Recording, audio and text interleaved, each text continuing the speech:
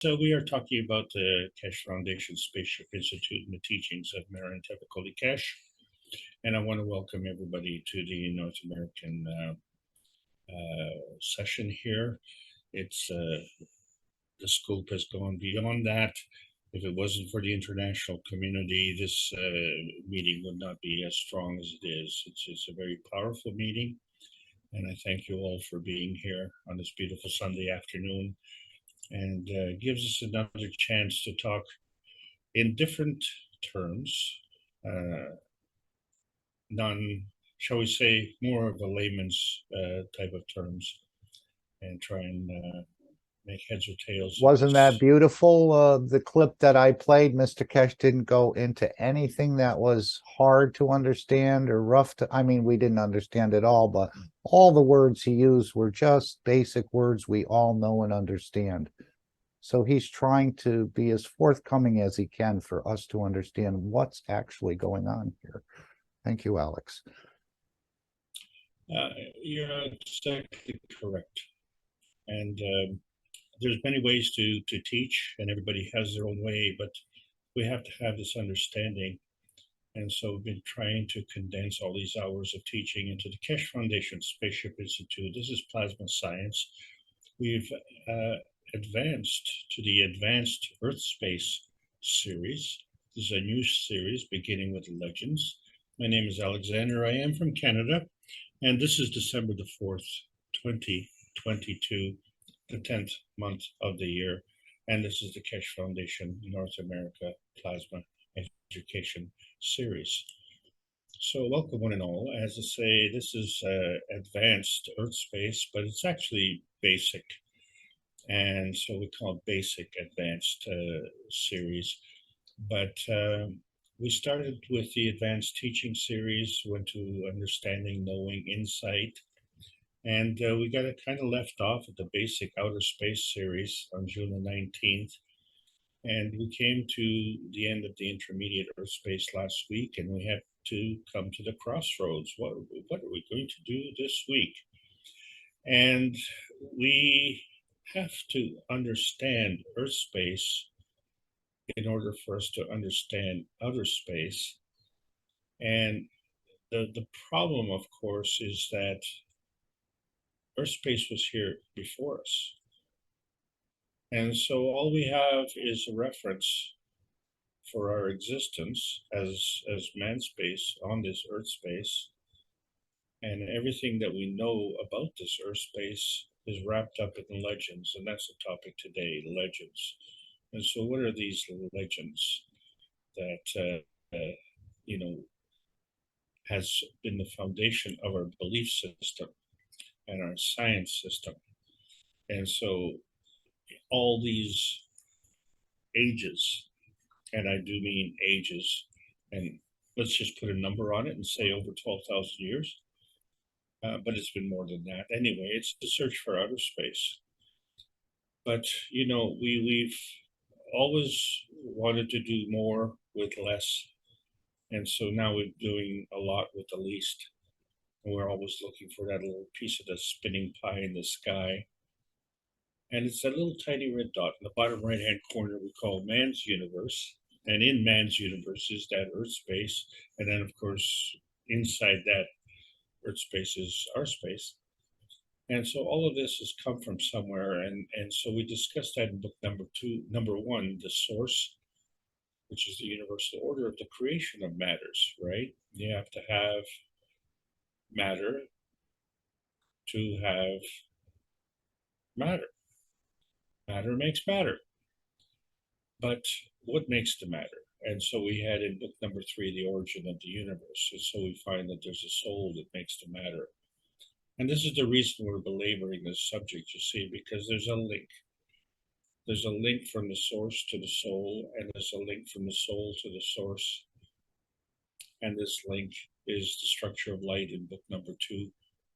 And it has to do with the speed of light. And so we found many anomalies in that particular discussion.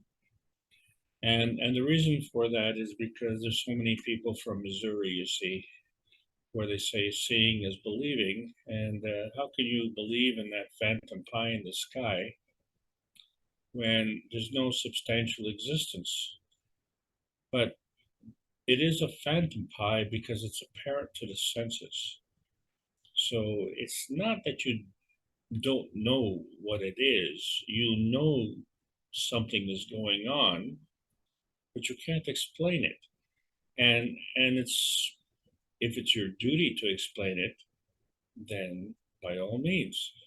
But if it's beyond your education or understanding, then you depend on other people. So you just become a satellite, and maybe that satellite is that pie in the sky, but sometimes satellites become spaceships. And so do satellites have to orbit the Earth? Do satellites have to travel between the planets? Or are we already dream satellites where we can walk on the ground and dream in the sky? And then we can see that there are other dimensions. And so now we've come to the question, well, which one of these dimensions is the reality dimension? And unfortunately, we keep asking more questions as we're trying to answer, because every time we answer a question, we expose 5 more questions. And today's question is, what time is it? And, we laugh when we've had cuckoo clocks, but, like seriously, folks, who keeps track of astrological ages? I mean, if you look at the watch on your hand, it counts minutes, hours, seconds. Who counts 2,160 years? Oh, what time is it now? Oh, well, it's 1/4 past Aries. Okay. Well, I'll see you next week. Well, maybe 1,500 years from now. Who keeps track of that? And why is that number so significant? Because it refers to the astrological ages as it refers to the Earth, and we have 12 astrological ages. And interestingly, if we take 2160 and divide it by 6, we come up with 360 degrees. 360 degrees, well, that makes sense because that's the number of degrees in that circle of pi that we keep talking about. And we find that historically, we have had some calendar legends. So we can't even agree on calendars, because one of the cuckoo clocks that we had was we had a year with 360 days. That kind of makes sense, right? And so we broke it up into 10 months. 5 fingers on the left hand, 5 fingers on the right hand. That's 10 fingers. Yeah, 10 months. 10 months is good, 36 days per month. So that kind of explains why December is the 10th month. But then we look at today and we have 365 days in that same year. And from somehow we've gotten into 12 months. And we can't even have the same number of days per month. What kind of confusion is that? And then we also have a leap year. Is that the pie? Is that the pie that we're looking for? Is that extra 5 days and that little bit extra, that leap, is that pie that we're looking for? So we find, the September is the 9th month, and the 12th month is December. And we're okay with that. No wonder we got some problems. And then we try and figure out these continental legends. We all hear these stories beyond the continents that we have. North and South America, Europe, Asia, Africa, we all know them. Australia, and the one we probably know the least about is Antarctica. But we've heard of Lemuria and we've heard of Atlantis. Well, where are they? And when were they? And before we'd even discuss that, these are all continental lenses on that legendary planet. Oh, we call it Earth. Yeah, oh yeah, that's our planet. That's that sentimental pie in the sky we've been looking for. And we know where it is because it's not Venus and it's not Mars.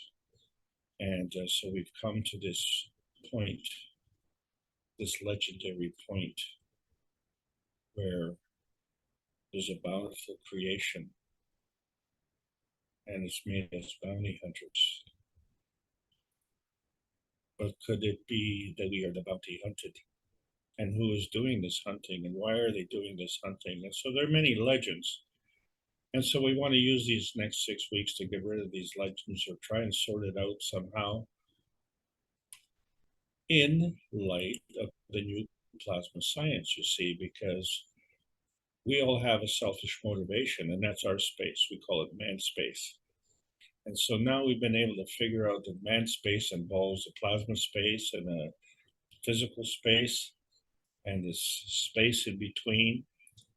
And so they all have different energy levels, and we can move from one energy level to another.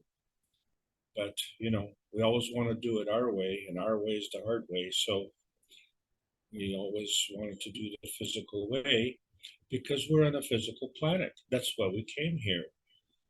But how can you come here to Earth space if it wasn't here? And was it here always? And so when did we come? So we're not exactly sure what time we came here. But, you know, the thing is, we came from some reality dimension. And what we discussed previously is that outer space is not a place, it's a method of transfer of this energy from dimension to dimension. And so we say that energy is in motion. And if energy is in motion, how do we capture this energy? Or how do we share this energy? Or how does it move around? And so we don't know the answer to that question. So we ask a simpler question than our very favorite question. Here it comes again. Which came first, the chicken or the egg? And it's always the same answer. Neither one. Neither one. You know, you have to have a place to come to. And if there's no planet, don't worry about the chickens or the eggs. And don't worry about the man space either. So in the beginning, really, there's a plasma. And so when people ask you, what is a plasma? You have to explain it's a kind of energy state. And there are different energy states. And we're going to itemize them later on. So it all depends on your point of view, you see. So what we're saying is we have to understand our Earth space to be able to find our inner space. And so that becomes the key to the gateway to outer space. And this is pretty important. I mean, that's one of the most important things that we can do on this planet, which is why we got here. And knowing why we got here is important. And so if important is not important, well, then nothing's important. And that's the rule.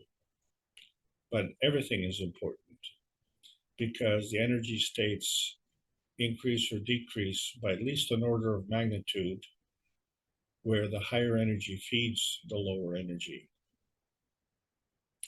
And this is the thing, the higher energy is always feeding the lower energy. So there's always some kind of manifestation. And either it's natural creation or natural decay. But we have a unique characteristic with the sun where it's catalytic or non-consuming. It transfers the energy unconditionally. And it does this at an extremely high rate.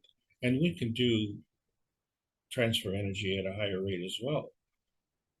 And when you do it at a higher rate, you also do it at a faster rate by many orders of magnitude.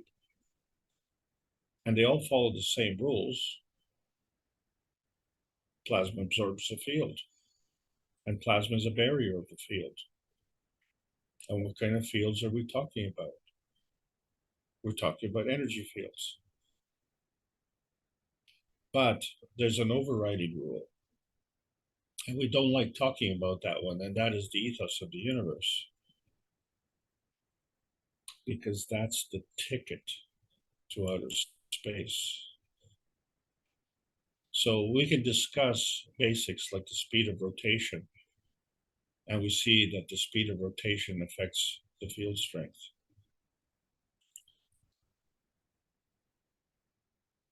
And we can see that the energy states can transcend multiple energy states. There's no rule to say you have to go from one state to another. So I guess you could say you could fall down the stairs, or you can jump off the higher floor. One way or the other, you're going to get to the ground. And so we all got here. The question is can we leave? And so we've tried many things to do that, but we failed to understand the basis of the creation of the universe, right? Because we're here. The universe is here. Our Earth space is here. So don't worry about that, right? Who cares where it came from? Who cares what the universal order, the creation of matters, came from? So we see that the matters came from energy, but this energy is always in motion. And so the direction of the motion is the charge. And if you have a direction or a charge, then you have to have a relationship to something else. And so that you find that you cannot extricate yourself from this universe.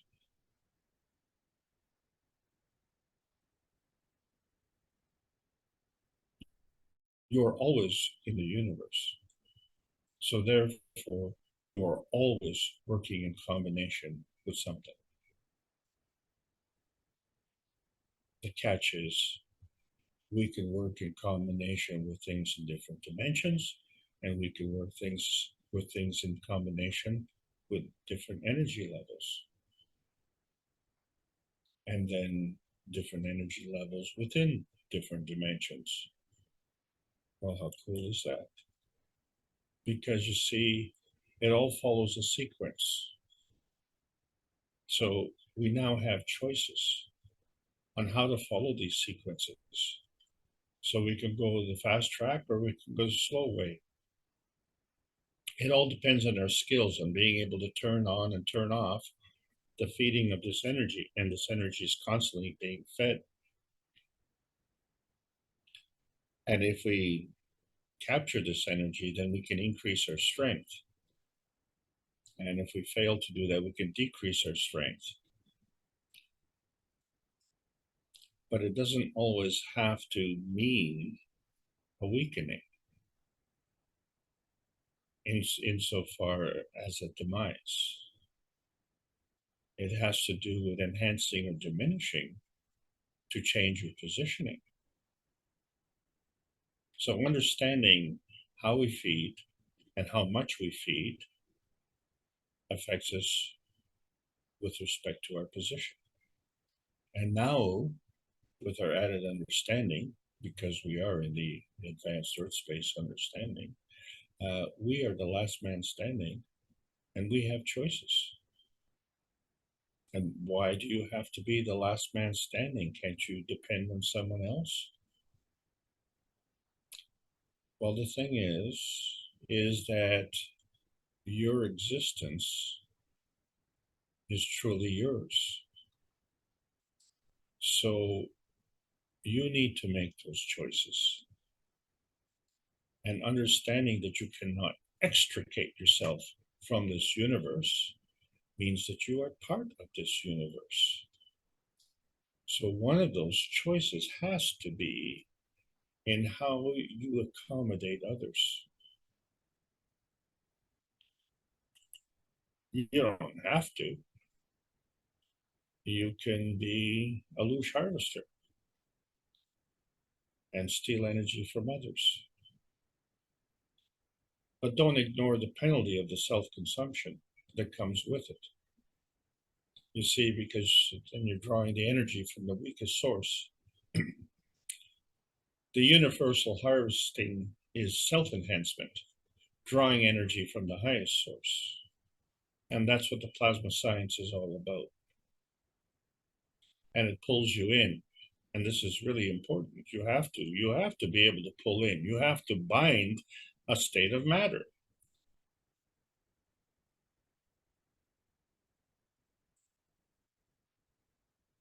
But why draw the energy from the universe when you can steal it from your neighbor?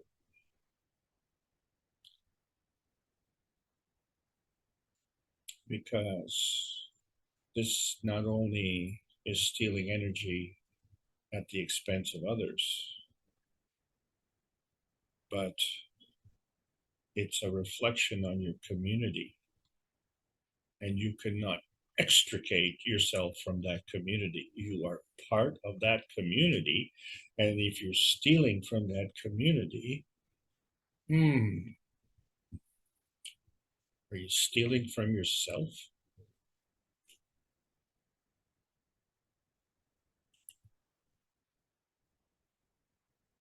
Okay, so you're here. Now that you're here, things are going to be much better, right? Well, where exactly is here? Because really, in the beginning, there were no planets. The planets have to go somewhere.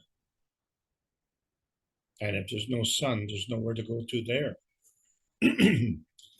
So the sun has to be before the planets.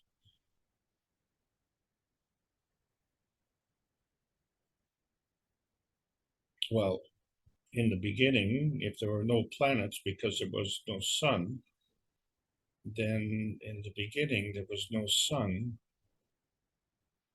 because there was no solar system. And the solar system is part of a bigger enterprise. So maybe we don't want to go that far into the beginning, okay? Let's just go to the sun level and say, okay, where's Earth? You know, because we're here and we're ready to get going. Well, you know what? There's a sequence. And so we find that when we look at the sequence of the planets, we see that Mercury came before us. Well, how's that possible? And where are we? When I say we, I'm talking about EARTHSPACE, you know, because that's our home. So where's our home? So it's not there yet. So therefore, Mercury came before us. And so there's a connection between the sun and Mercury to create Mercury. So that's a pretty basic combination. But that combination doesn't take into account other things, because why would Mercury want to come here? And did it have choices? It only stands to reason that if we had choices, well, Mercury would have choices too. So Mercury chose to come to the sun. So what happens, of course, is that before even Mercury got there, we said that energy is in motion, and energy is a charge in motion. So when the charges come together, they create a rotating field, and they increase speed in the terms of rotation, not in terms of the energy flow, in terms of the rotational speed. And that in turn increases the strength of the field. And it is at that point that we brought Mercury in. So we started with a basic magnetical PM ticks. And these are the core components. And from the PM ticks, we created an atomic situation where we had the electron-proton combination. So the PM ticks became rays, so the rays are the PM ticks. And the thing is that these are either plasmatic or physical. And the reason for that is because the energy that's in motion is on every single dimension and every single dimension strength. The rules are the same, but there's a difference. Sometimes it's plasmatic and sometimes it's physical. And so now, fast forward a bazillion years, and we see that all the planets followed one by one, the way Mercury started. And they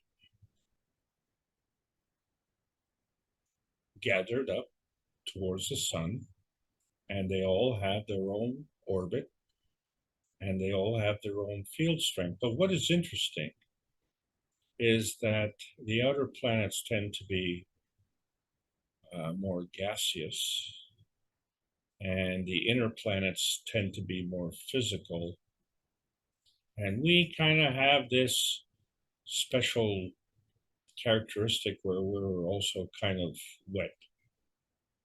But then we're wet and solid and gaseous, which is kind of unique because Neptune is also kind of liquidy. So it's gaseous and liquidy.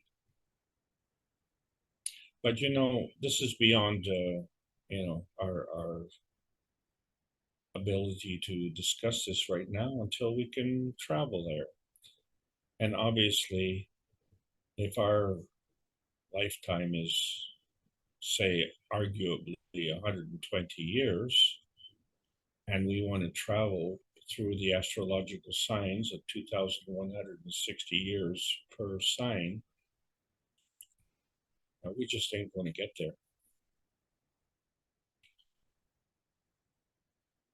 So the Kesh model of the nuclear decay shows how the neutron breaks down into an atom, and in the decay process releases these PM ticks. So from the one, we beget three. Ooh. The PM ticks, the electron, and the proton. But the electron and the proton is the marriage, which we call the atom. And so within this, we have this twinity where we have the plasma of the electron is based on the speed of rotation of the magnetic field, which is transferred for the large twin plasma of the proton. Where the higher field strength feeds the weaker field strength. And if we were to substitute the proton for the sun, and if we were to substitute the electron for Mercury, then I think we understand how the planets got started. And so what we don't see is the relationship that brought those energies together. We only see the manifestation. And so we know that there are rays that are emitted and the rays that are absorbed. So that only makes sense. There's a launch field, there's a landing field. What doesn't make sense is we don't know which one is which, and we don't know what's going on in between. And the reason for that is because we haven't specified the reference points. So it doesn't matter for the purposes of the discussion is to understand there's a here, there's a there, and there's an in between. And so when we look at the here and the there, it's not necessarily all in the physical spectrum, which we are familiar with. There's a plasmatic spectrum and a physicality spectrum. So we can go from a physical field to another physical field. We can go from a plasmatic field to another plasmatic field. And further, we can go from a plasmatic field to a physical field, and from a physical field to a plasmatic field. And that connection that we call the covalent bond dimension is the reality dimension. Because that's how the energy feeding packs flow. They follow a path. They follow a path of path link and susceptibility. And so they transcend all of these reality dimensions all over the place. And they contribute to the spice of life on this planet. and they discharge their energies in a dilution of the composite plasma charges on this planet. And there is a connection to the indomitable spirit and the default soul. And it all follows the basic rule of the higher strength feeding the weaker strength. And that's all we see. But we have to understand that these magnetical field forces involve attraction and repulsion, which we call magnetical and gravitational field forces. And maybe we understand them better as a feeding force and a feedback force, because we can enhance and diminish and turn on and turn off and increase or decrease the strength, right? And so all of these things have to do with the principal matter, which are the PM ticks and their magnetical feeding. So based on that, before there was Earth, there was the sun. And so the sun created magnetical feeding that created Mercury. But Mercury wasn't in the position that it's in now.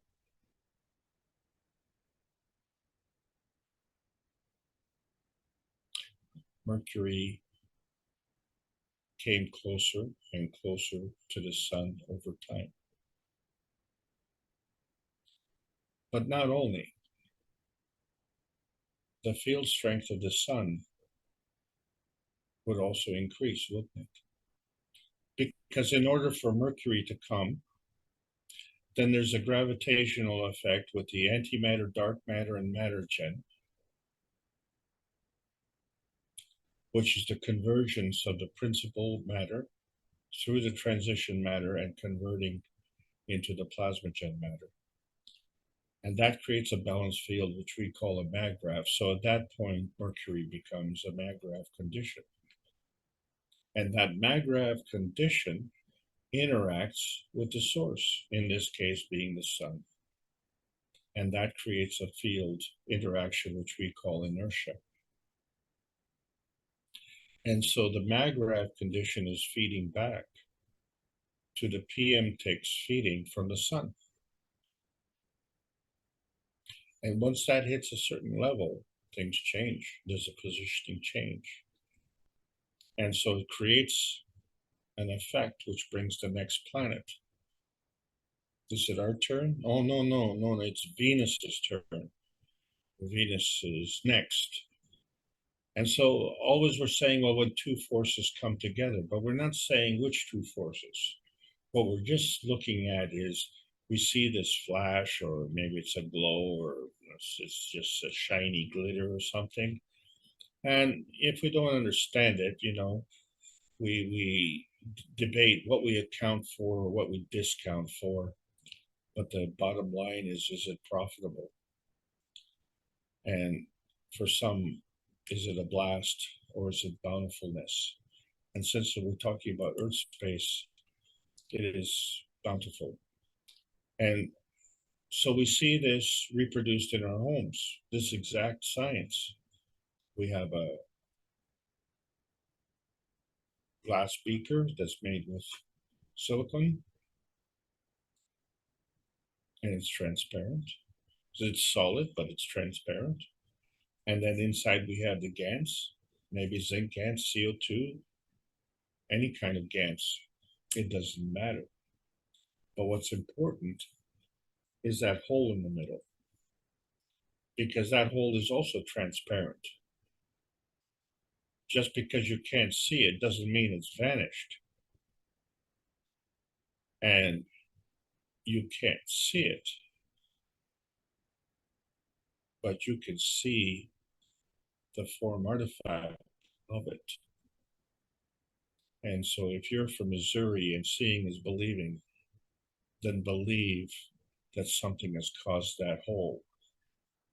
And just because you don't understand or you don't accept the understanding doesn't change the fact that that hole is there. You see, because that hole is a rotating feedback of a feeding byproduct.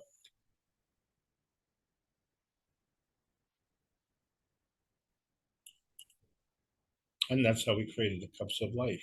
And it was important, okay, because these cups of life produced ganses that were of a higher energy strength, higher energy level.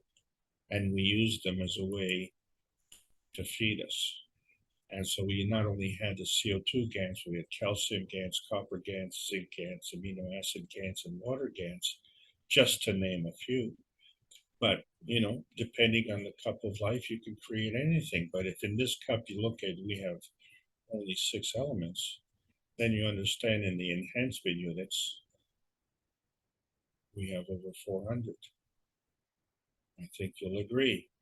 If you had a tug of war between 6 and a tug of war against 400, I put my money on the 400 because there's more effect.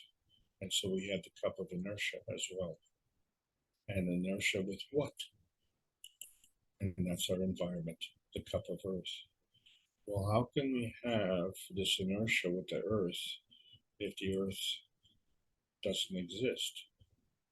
Unfortunately for us, the Earth was here first. And so we got here after the Earth. And on this Earth, we learned something new, that we have cup of soul, cup of emotion, cup of physicality,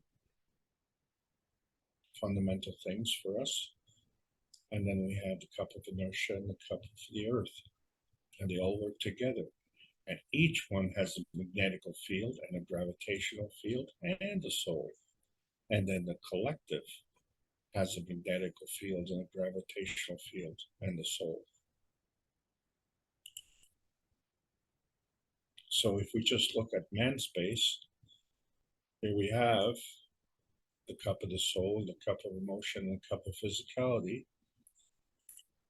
And then we look at the earth space, and we add this earth space cup and the inertia cup, and we put it all together, and these become the feeding dimension.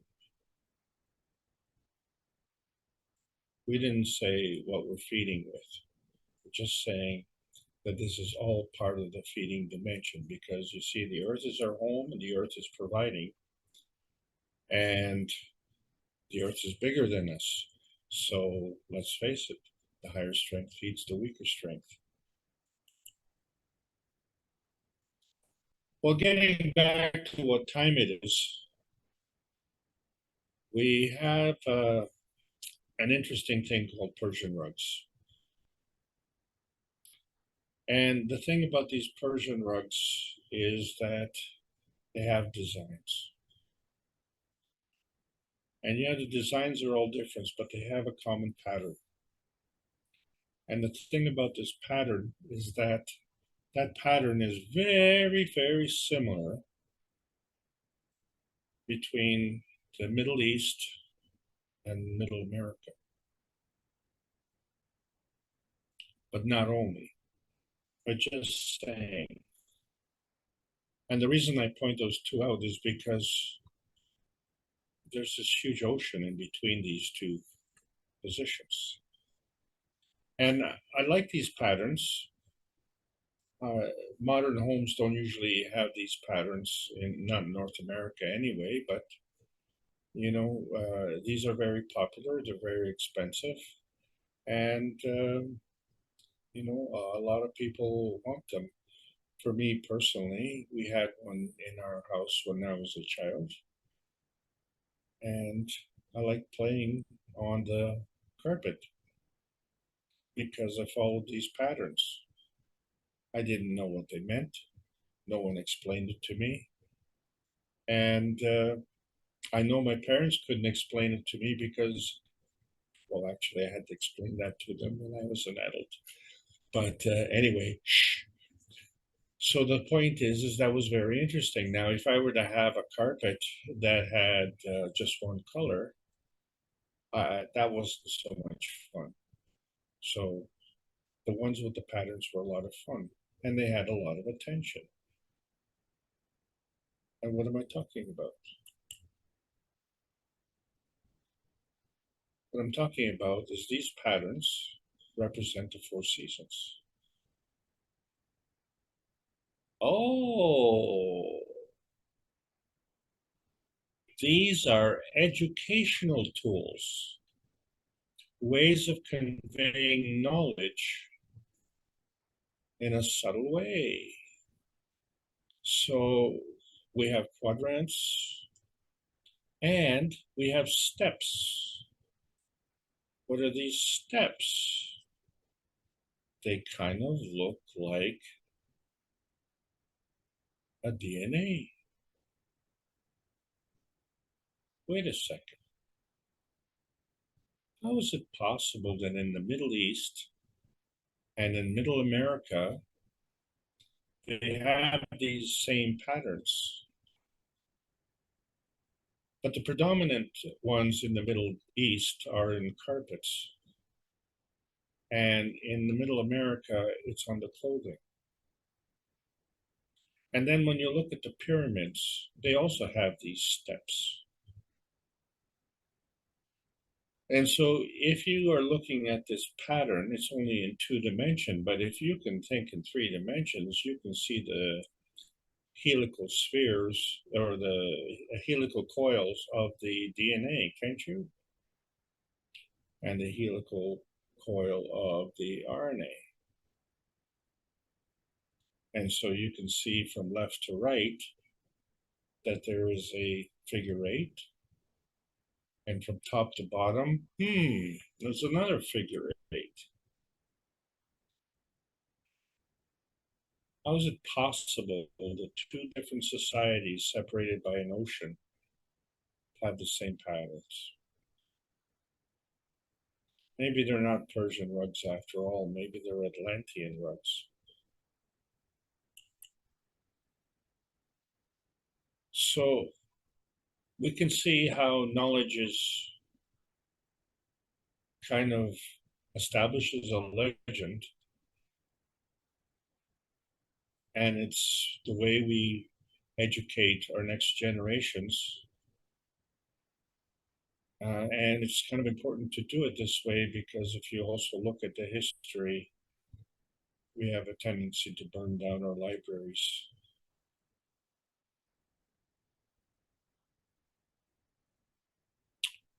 So now we have to look at and understand our Earth space better and understand that our Earth space rotates where the sun comes up in the east and sets in the west.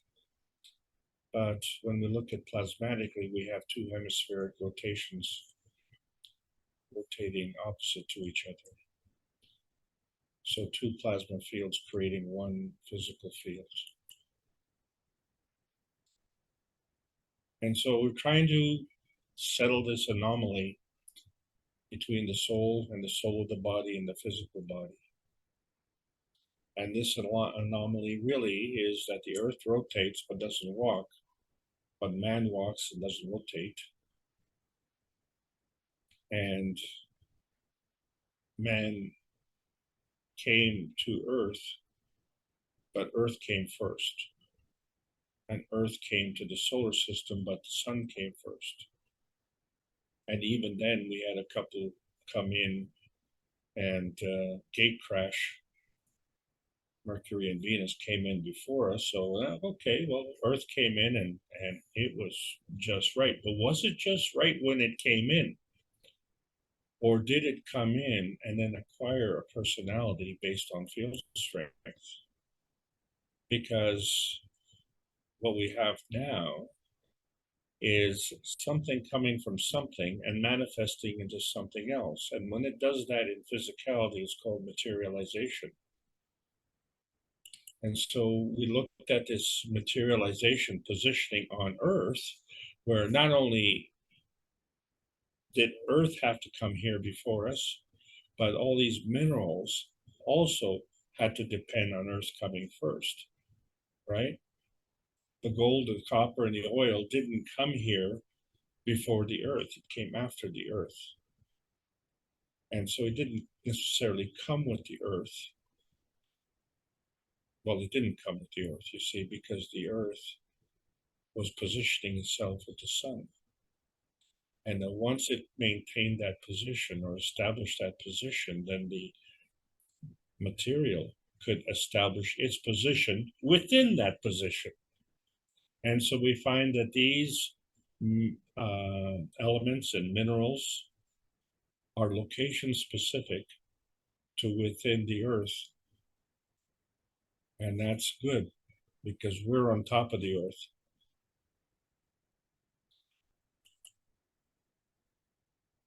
So we find that as the minerals are establishing their location within that field we call Earth space, maybe now we understand how Earth space managed to get its planet positioning within the solar system space.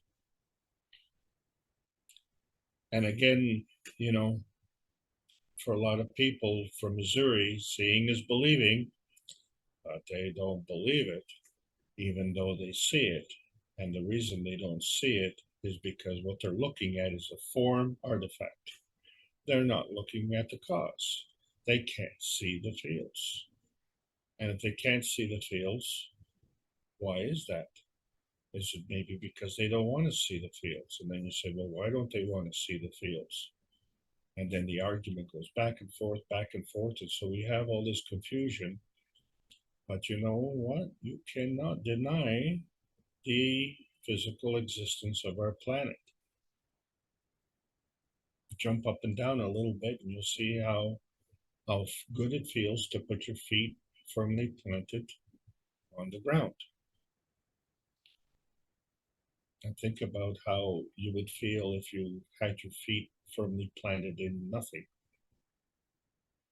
You wouldn't know which way is up. You wouldn't know which way is around, and you wouldn't have any target points and destination points, and what exactly would you do and where would you be? And so we find that all of this energy that's in motion is actually a two-way street. And so we established that our Earth has these two hemispheres and it's kind of wobbly and it's a unique characteristic and it's all this interaction. And so because of this binding energy that we started with that brought all these planets together systematically by sequence, so we find that each of these planets is binding energy. So does that mean we're running out of energy? Or is every planet having the kind of energy that it needs? Because it's absorbing this energy and then more keeps coming in. And as it keeps coming in, we attract more energy. But at some point in time, we have to stop the feeding and give it a feedback, because otherwise the Earth would be as big as Jupiter or even as big as the solar system. So we have to give the energy out. It's the giving of the energy out, the emission, the repulsion of energy, which is the builder, and which maintains the Maggrav condition between the emission and the absorption. And if we want to absorb more, then we have to give more. And in that process, we increase the field strength. And when we increase the field strength, we can elevate the energy level and also facilitate the energy paths, strengthen the energy paths. So this is a win-win situation. So to maintain this Maggrav condition, we are constantly feeding. And in that process, we're getting fed. And from that, we get this bounty, this bountifulness that we have on this planet. So this planet itself is radiating a feeding. And then there's this feedback radiance that comes in because it has to maintain that Maggrav condition. But this is an ongoing thing. So we operate the same way. And so by extension, the sun operates the same way. So through the process of the feeding radiance of the sun, it created the planets. And then from the planets, each planet created its own feeding radiance and feedback radiance to materialize its inner space spectrum. And so this spectrum becomes specific to that point. So in this case, we're talking about an Earth space point within an Earth space field.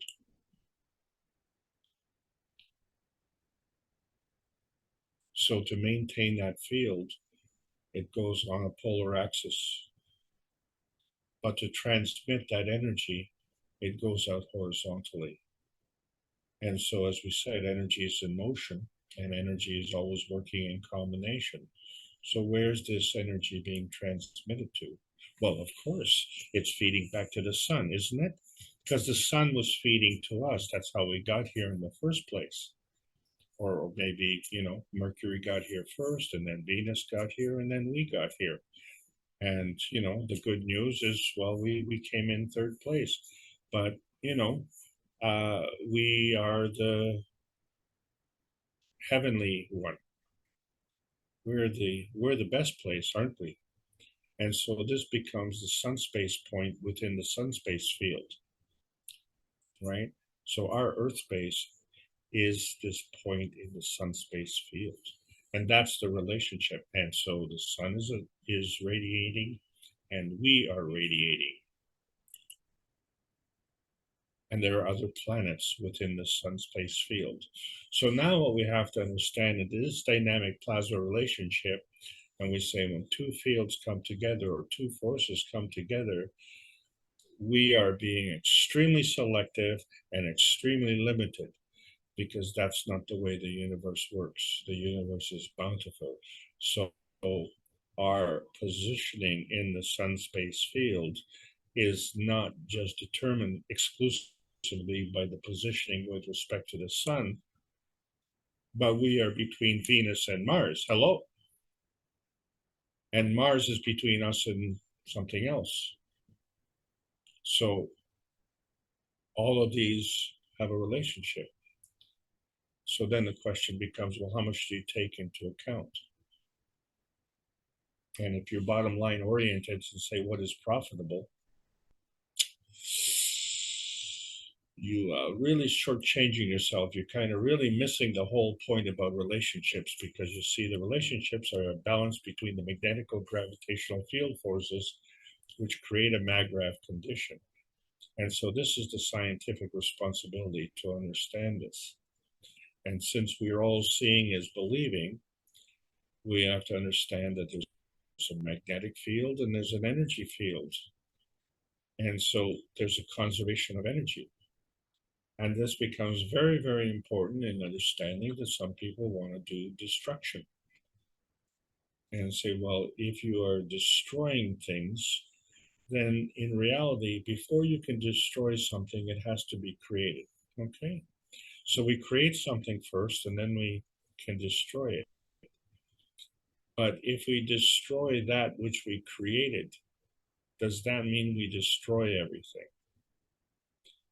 Well, no, because the energy is all there. You can't destroy the energy. You can only destroy the form artifact of the energy. So you say, well, I've destroyed it because it was there and I saw it and now it's gone. So now I don't see it. So that's the extent of my scientific responsibility. And so where that stops is there are those who take on a spiritual responsibility. And they're saying, well, if you see it and you're supposed to believe it, but in fact you don't believe it, well, we have a solution for you. How about don't seeing and believe it?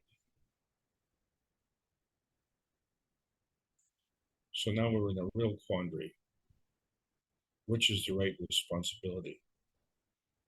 And so you realize as a last man standing, that the plasma science adds to the knowledge and adds to your responsibility and adds to the change in the attitude from being self-serving at the expense of others to being self-serving at the enhancement of others. And that's the difference between peace and prosperity and what we have today, which is a very sad state of affairs. And it's going to get worse because that's the direction that we're focused on. So at the rate that we're going, you can see that healing and damage are a two-way street. And if the healing is faster than the damage, then we will get better. But if the damage is faster than the healing, then we will get worse. And so we're at the point where we're getting worse. But we're in the post-September 22nd era. And now we can change the balance. And so we have increased the strength of the feeding radiance. And by extension, increase the strength of the feedback radiance. And by extension, we have this dynamic plasma interaction with other dimensions, with other plasma fields. And we're doing this through the reality dimensions. And so we can do that with many different field strengths. And if we can do that with our physicality, which involves transmutation, that becomes a new and unique science. And this is going to be the new legend.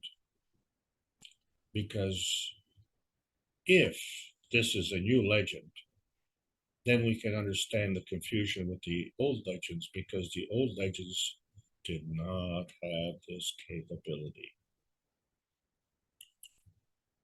That's what was missing. The manifestation of when two fields come together from the plasma feeding. And to understand the tangibility and the visibility, and whether it's plasmatic or whether it's physical. And then there's another we didn't take into account, that's the emotion of presence. So what we're talking about in the form of manifestation is the form artifact of energy and motion.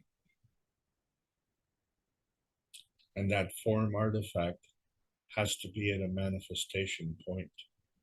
So we, as man space coming to earth space, have to wait for earth space to manifest first, which in turn has to wait for sun space to manifest first. And then you have your line jumpers, Mercury and Venus. And so that becomes the difference between the physical matter state and the plasmatic matter state. And so if we're always feeding from the physical state, we're feeding from the lowest energy state. If we can feed from the higher energy state, then we can change the rate of change and increase the rate of change. And so that becomes not the question of what is the common denominator, because we all are common. It's the dominant matter state that matters. So thinking from the bottom up, it's a good way to build a building. But when you think from the top down, it's a good way to build a universe. And this is why we are the soul. We are the soul of man. That's the essential you. And that is the interaction between the plasmagen state and the mattergen state. And so we didn't say at what field strength it is. We didn't say at what energy level it is. But when we come to the soul of the body, that's the surrogate you. And when that's interacted between the plasmagen state and the environment state, that's the physical matter state. So we're saying it's a physical matter state, but you know what? We didn't say which physical state. We didn't say if it was Mercury or the sun or the moon or whatever. because what we're talking about right now is our soul of the earth relationship. And we have to understand that the soul of the earth has an interaction with the soul of the sun. And so now we introduce the soul of the man onto the soul of the earth. Well, wait a second. The soul of the sun is the feeder to the soul of the earth, and the soul of the man would be the feedback to the soul of the earth.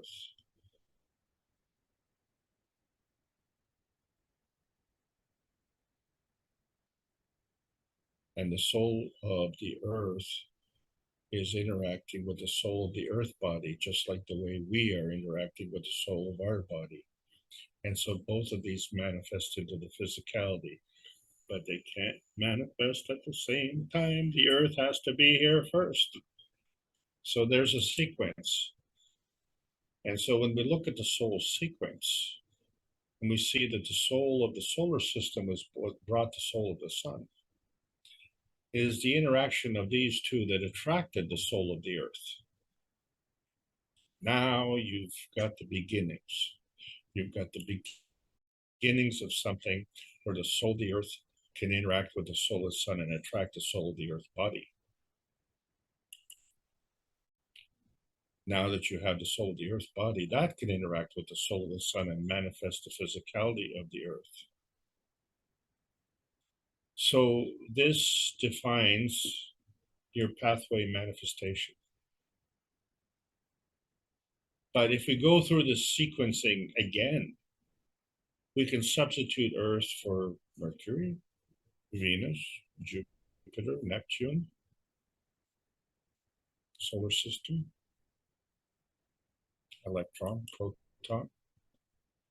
And so now we understand that the limitations of nuclear science has really limited us.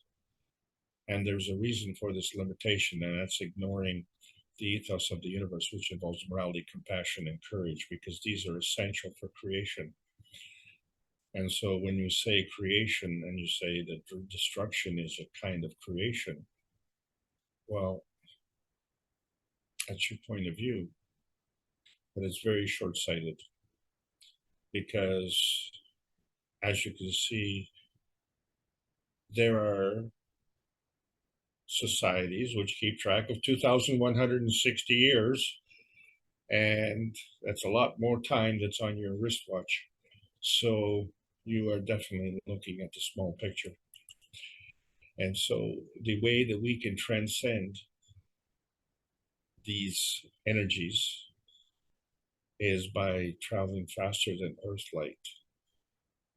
And we'll say, oh, well, is Earth light different from Mars light? No, because this is all physical light. Is it faster than Nebula light?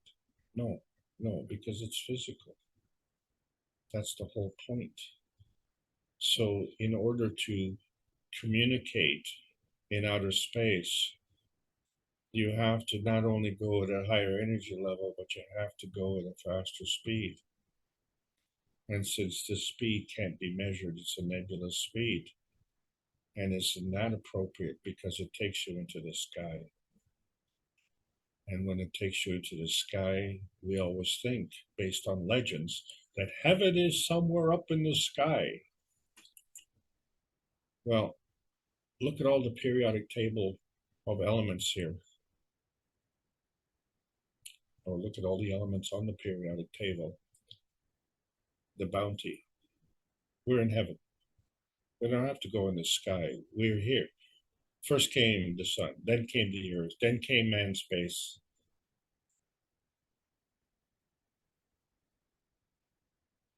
The elements came at their leisure. And they probably too came before man's space. And how can we know that? How can we know that? It's a very simple thing. We know because we have form artifacts of dinosaurs and other prehistoric creatures. And these prehistoric creatures are in the history of the earth space. So how can they be prehistoric? because it's an unfinished sentence. It's pre-man historic. It's not Earth historic because these form artifacts are on Earth. And the catch here is that if the prehistoric creatures left behind their bone structure and it survived all this time, it would only stand to reason that we would have left our bone structure and it would have survived all this time. And there's no evidence to see that the man's space bones are there with the dinosaur space bones.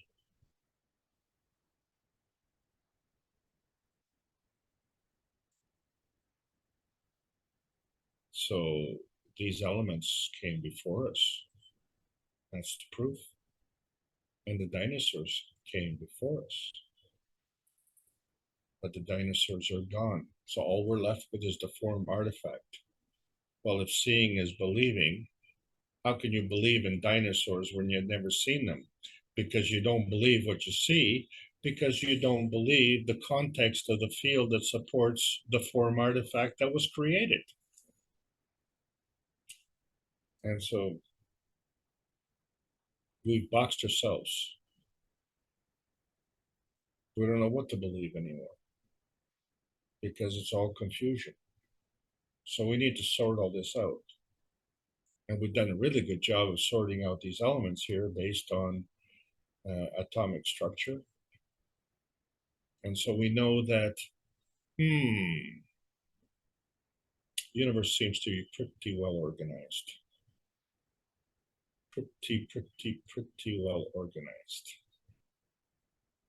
How did it do that? Because all of these are just to form artifacts. It doesn't explain the plasma science. So what we're seeing is a culmination of an energy sequencing pattern. And so we can list them here. And so we talked about, because we're in the advanced EARTHSPACE stage, we talked about all of these things. And in descending energy field strength, we started with the soul of man being the strongest field strength on this chart, going through the soul of the body, plasma energy, nuclear energy, atomic energy, electromagnetic energy, electric energy, and magnetic energy. These are not the only energy levels, but for the purpose of discussion, they will do. Because we are at the point where we have a bunch of them that are in the physical realm and another bunch that are in the plasmatic realm. And we determined that because of the tangibility and the visibility. But they interact. So we can transcend the different energy states. And so when the question is, how do we have this peace stone? And so this is the dynamic soul of the earth body. So the same way the sun magnetically created Mercury and then Venus and then the earth, well, the earth has magnetically created this peace stone. And so it is through this peace stone now that we have the beginning of this field strength.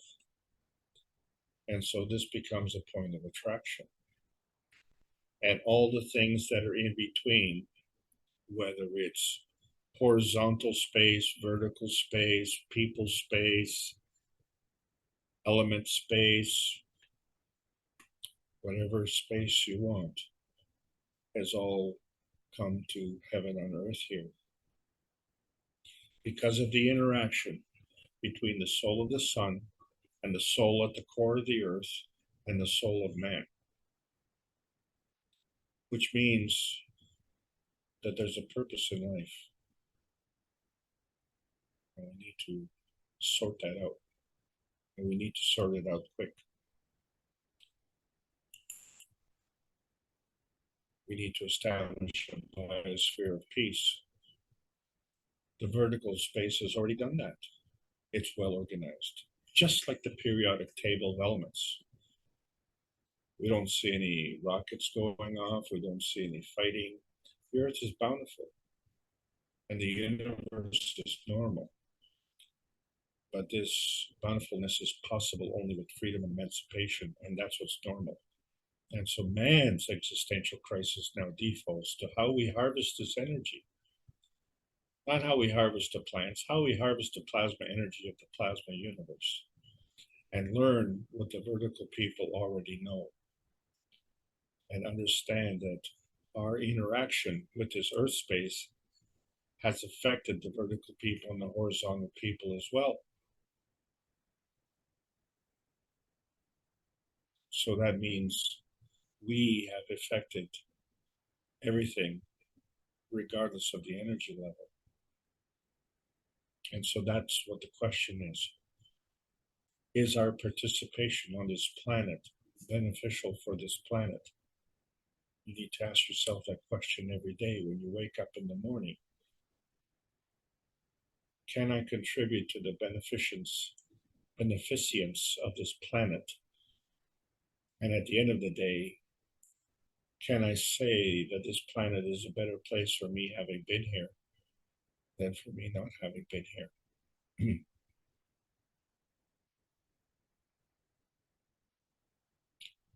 And if you don't like the answer, then that's probably the reason you don't ask the question. Well, we can ask that question now, you see, because the question is always, has to do with the pursuit of happiness. And so we find that man's failing really stems around the fact that he's never launched a rocket into outer space. And according to the latest survey, all of the souls born on this planet preferred the bountifulness of Earth space as opposed to Mars space. I mean, just look at it. Geez. I mean, look at it. Like, is it a debate? Do you really want to go there? Why do you want to go there? Well, it's a nice place to visit. Well, it won't be long, because the proof of concept is that we were all born based on a preference and certain sentimentality for coming to Earth space. And we had all of those planets to choose from, and we came to Earth space. So there was some criteria. And it wasn't just the one criteria. It's like, did you consider Mercury? Did you consider Jupiter? Or maybe at the time we didn't have Jupiter or Mercury, but that's not true. When we got here, all the planets were here before us. So we had a choice. It's like going to a buffet. Where do you want to go? Or you go into an empty restaurant. Oh, where would you like to sit? Oh, I don't know. I'd like to sit on Earth space. Let's try Earth space. Why, have you tried Mars space? Oh, I don't know. I don't think Mars space is very attractive. I think Earth space is looking mighty good. And so we find that we were born, but we weren't born with a rocket. We were born with an outer space system. And we were born into the inner space of Earth space. Is this the halfway point of our round trip? Is this a landing point? Are we going someplace else? Or are we really just getting ready to leave? And if we're ready to leave, where are we going? Well, the ticket is peace, because we are inherently peaceful. But the way we conduct ourselves on this planet does not coincide with that characteristic. So the plasma science needs to meet the soul of man for peace, because peace is the ticket. And do we want to have that ticket? Well, look at what the visitors are doing. They're all getting excited. And who are these visitors? If we've been visited before, which history shows that that's true, then who are these excitable visitors? So they're not the visitors that we have now. these are more tourists. And so we are the resident tourists here. And so we welcome these other souls, and we just have to wonder, well, we're having trouble figuring out which reality dimension did we come from. So which reality dimension did they come from? And did they come from the same dimension? But what we do know is that we came to Earth and we're happy about that. And they want to come to Earth because it's heaven and they prevent the bountifulness of Earth. Right? So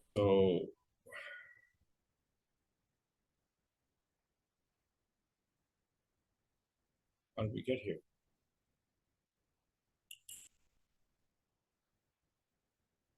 And where are we going? So we're now in the post-September 22nd era. We have choices. And what is the key difference? The key difference is when we came here in the first place, we came as babies. And we had to grow into adulthood. Those who came before us came as adults. Why the difference? And now that we figured it out, and now we find that we can not only travel as adults, but there are those who couldn't come here the way we came here. And we're supposed to be the inferior race? Wait a second. No. No, we were born here. There are those who cannot do that. And there are those who don't have to be born, they just come here. So now the secret's coming out. And so we understand that the outer space is the transmutation space, and that inner space is that graceful space that we're seeking. And we've come to the earth space because that's the bountiful space. And so now we have a better understanding of the plasma science. This is the Keshe Foundation Spaceship Institute. We're calling all Earth Space Patriots. There's a World Peace Treaty. It needs to be signed. Sign it with your heart, sign it with your pen, but sign it with meaning, because this freedom from boundaries and abuse is possible because Earth has overlapping fields of life.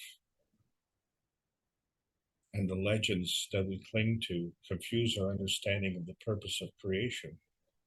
So we have to sort out these legends because it affects our physical and emotional vitality. So we have to go through this earthbound atmospheric transformation to increase our vitality, to sort out these legends, to understand this transmutation from that transparency point somewhere to this manifestation point, wherever that manifestation point may be, and understand that the bountifulness of this earth space is part of the healing process. And that healing process connects us to the universal inner space of freedom. So we have to sort out Earth's legends, and that will sort out our morality. Plasma science needs to continue to be delivered in exchange for peace on Earth. So welcome to the outer space age, and thank you for listening to this lesson. Over to you, Mark. Thank you very much, Alex. As always, you've highlighted many things that we can investigate, look into a little bit deeper, as Rick says, back to the basics. Why don't we give you a minute to recoup? I know you've been talking over an hour or hour and a half. So thank you very much. And I'm just going to go through some of the public and private meetings of the Keshe Foundation for the coming week. And usually this is the same schedule. On Tuesday, we have the One Planet, One Nation, One Race for World Peace, which is in the public Zoom room. Again, Mr. Keshe says we may be changing from Zoom to Telegram because it's more functional for us.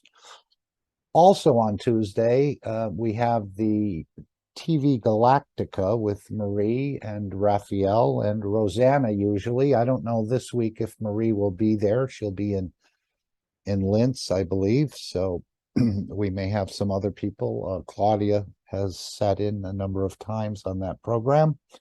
Wednesday is the Kesh Plasma Reactor Group, again in the same room as the One Planet, One Nation, One Race. And that's with Rick, where you can bring your creations, discussions. It goes a wide range of topics. Usually Gianni visits us there and has something to present every single week. And we want to thank Gianni for that. Thursday, of course, is the Knowledge Seekers Workshop, which starts at 9. No, it starts at 9 a.m. CET time. Friday, of course, we have the public meeting in Brazil, and you're all welcome to join that. And there are a number of public and private sessions as well. On Monday, there's a private in German. Again, you may have to be invited specifically to that meeting. Monday, also the public meeting in Spanish at 9 p.m. CET time. The German meeting on Monday is at 8 p.m. CET time. Tuesday, I believe we have a public in Bulgarian. So if you're from that area, that's at 6 p.m. CET. You may find some of these room numbers in the social medias. I don't know. I'm really not on there. And then another private meeting in German on Tuesday as well at 8 p.m. CET. You can probably contact someone on the social medias. Wednesday, we have a public in Farsi at 6:30 p.m. CET. We have a public in Hindi, that's in India, at 3:30 p.m. CET.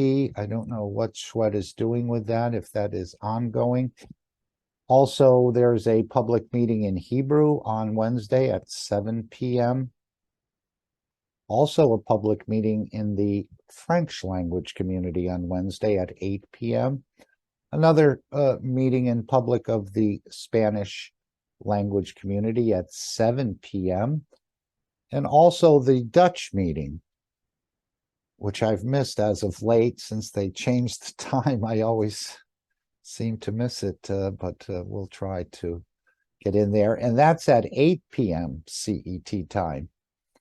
I know Jacko's there, Gallup, Freed, and so on, and another number of other knowledge seekers. Thursday, public in German meeting at 7:30 p.m. CET time. Public in Gikuyu at 6:30. This is in Kenya, p.m. CET time. All welcome to join any of these public meetings. The Italian meeting is at 7:30 p.m. on Thursday, I believe it is. The French public meeting again, 8 p.m. on Thursday, CET time. The public in Polish at 9 p.m. CET time. And then to Friday with the public in German meeting again at 9 a.m. CET time, as well as I mentioned the Portuguese meeting. I think this is the public in Portuguese at 11 p.m. CET time. So you can make yourself available for any or all of those meetings, depending on how your schedule goes, but it's always good to support.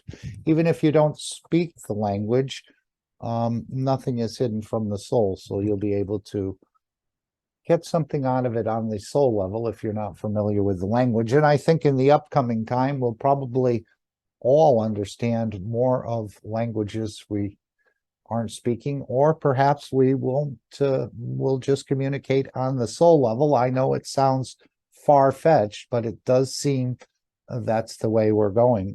Mr. Kesh said you won't need a car in the future. Your soul will be your mode of transportation or transmutation. So there are many places to avail yourself and to study all of these different presentations that are shared. And so again, German, Spanish, Bulgarian, Hindi, Farsi, Hebrew, French, Spanish, Dutch, Gikuyu, Italian, French, Polish, German, and Portuguese. So many of the language communities are meeting independently of each other, but eventually I think we're going to all move into the one planet race, or and this may not be right away, but at some point in time, since we're all understanding the same knowledge, I think it'll be a very sort of seamless transition. And then if we understand the language in some sort of way, either on the soul level or through our matter state understanding, all the groups will just beautifully mesh together. This is my vision for the future of the different language communities, because we're all going to move into this one race planet. So thank you very much, and hopefully you can find the details you need in the social medias. Okay, Alex, has your tea warmed up? Are you ready to take any questions? I think we'll open the floor to the knowledge seekers and see if they'll come forward with any sort of questions about your presentation, or just questions in general about the understanding, the knowledge, and what's being shared with us, the gifts from the Keshe Foundation. There are so many things, and as Mr. Keshe said, we haven't even realized what we have in our hand at this point, but little by little, gradually, we're growing more and more into this understanding. Thank you very much, Alex. Hopefully we have a question or two from some of the knowledge seekers, but I still say, whenever you say we've never launched a rocket into space, for some reason it makes me cringe a little bit. Am I being fooled by what I'm seeing? Or are you calling near space not space? It would seem like, I mean, we're just having the rocket that just went around the moon and orbited the moon. I think it's left the inertia of the moon, is heading back. Again, it probably has to make a few stops on the way, but anyway, it's heading back towards the planet. So why would you say we've never launched a rocket into space? This has been the big question, because when you look at this solar system, we have, in my opinion, mistakenly called this outer space. But we can see the planets, and we can see in between the planets. And if we can see it, that means it's visible. It's within the visible light spectrum. Okay. Which means it's in physicality. What we don't see is what created it. So let's put it into different language. What we're seeing in its physicality is a form artifact of the energy fields that created it. And so if we're traveling from one physical field to another physical field by physical means, then we have to travel at less than the speed of light.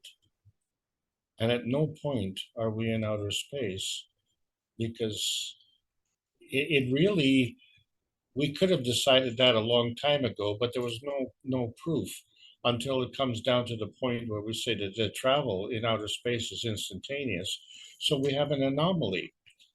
If it takes days and months to travel between the planets, how could we travel instantaneously?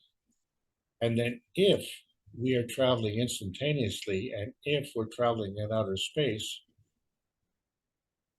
then what are they traveling at? They can't possibly be traveling outer space, because they're traveling at a snail's pace. So who should I believe, my lying eyes or you? Why don't you believe mommy? Because mommy told you that you were born. So did daddy. I mean, do you believe them? Okay, so let's take the universal community, for example. Now, they're in a matter state craft. If they knew how to fly with their soul, Mr. Keshe said, they wouldn't be in the craft. So have they never launched into outer space because they're in the matter state, per se? Okay. That's such a difficult question to answer. You can pass on that. That's fine. No, I don't want to pass on that because there are two factors to look at. You have to ask what dimension, energy dimension are they in?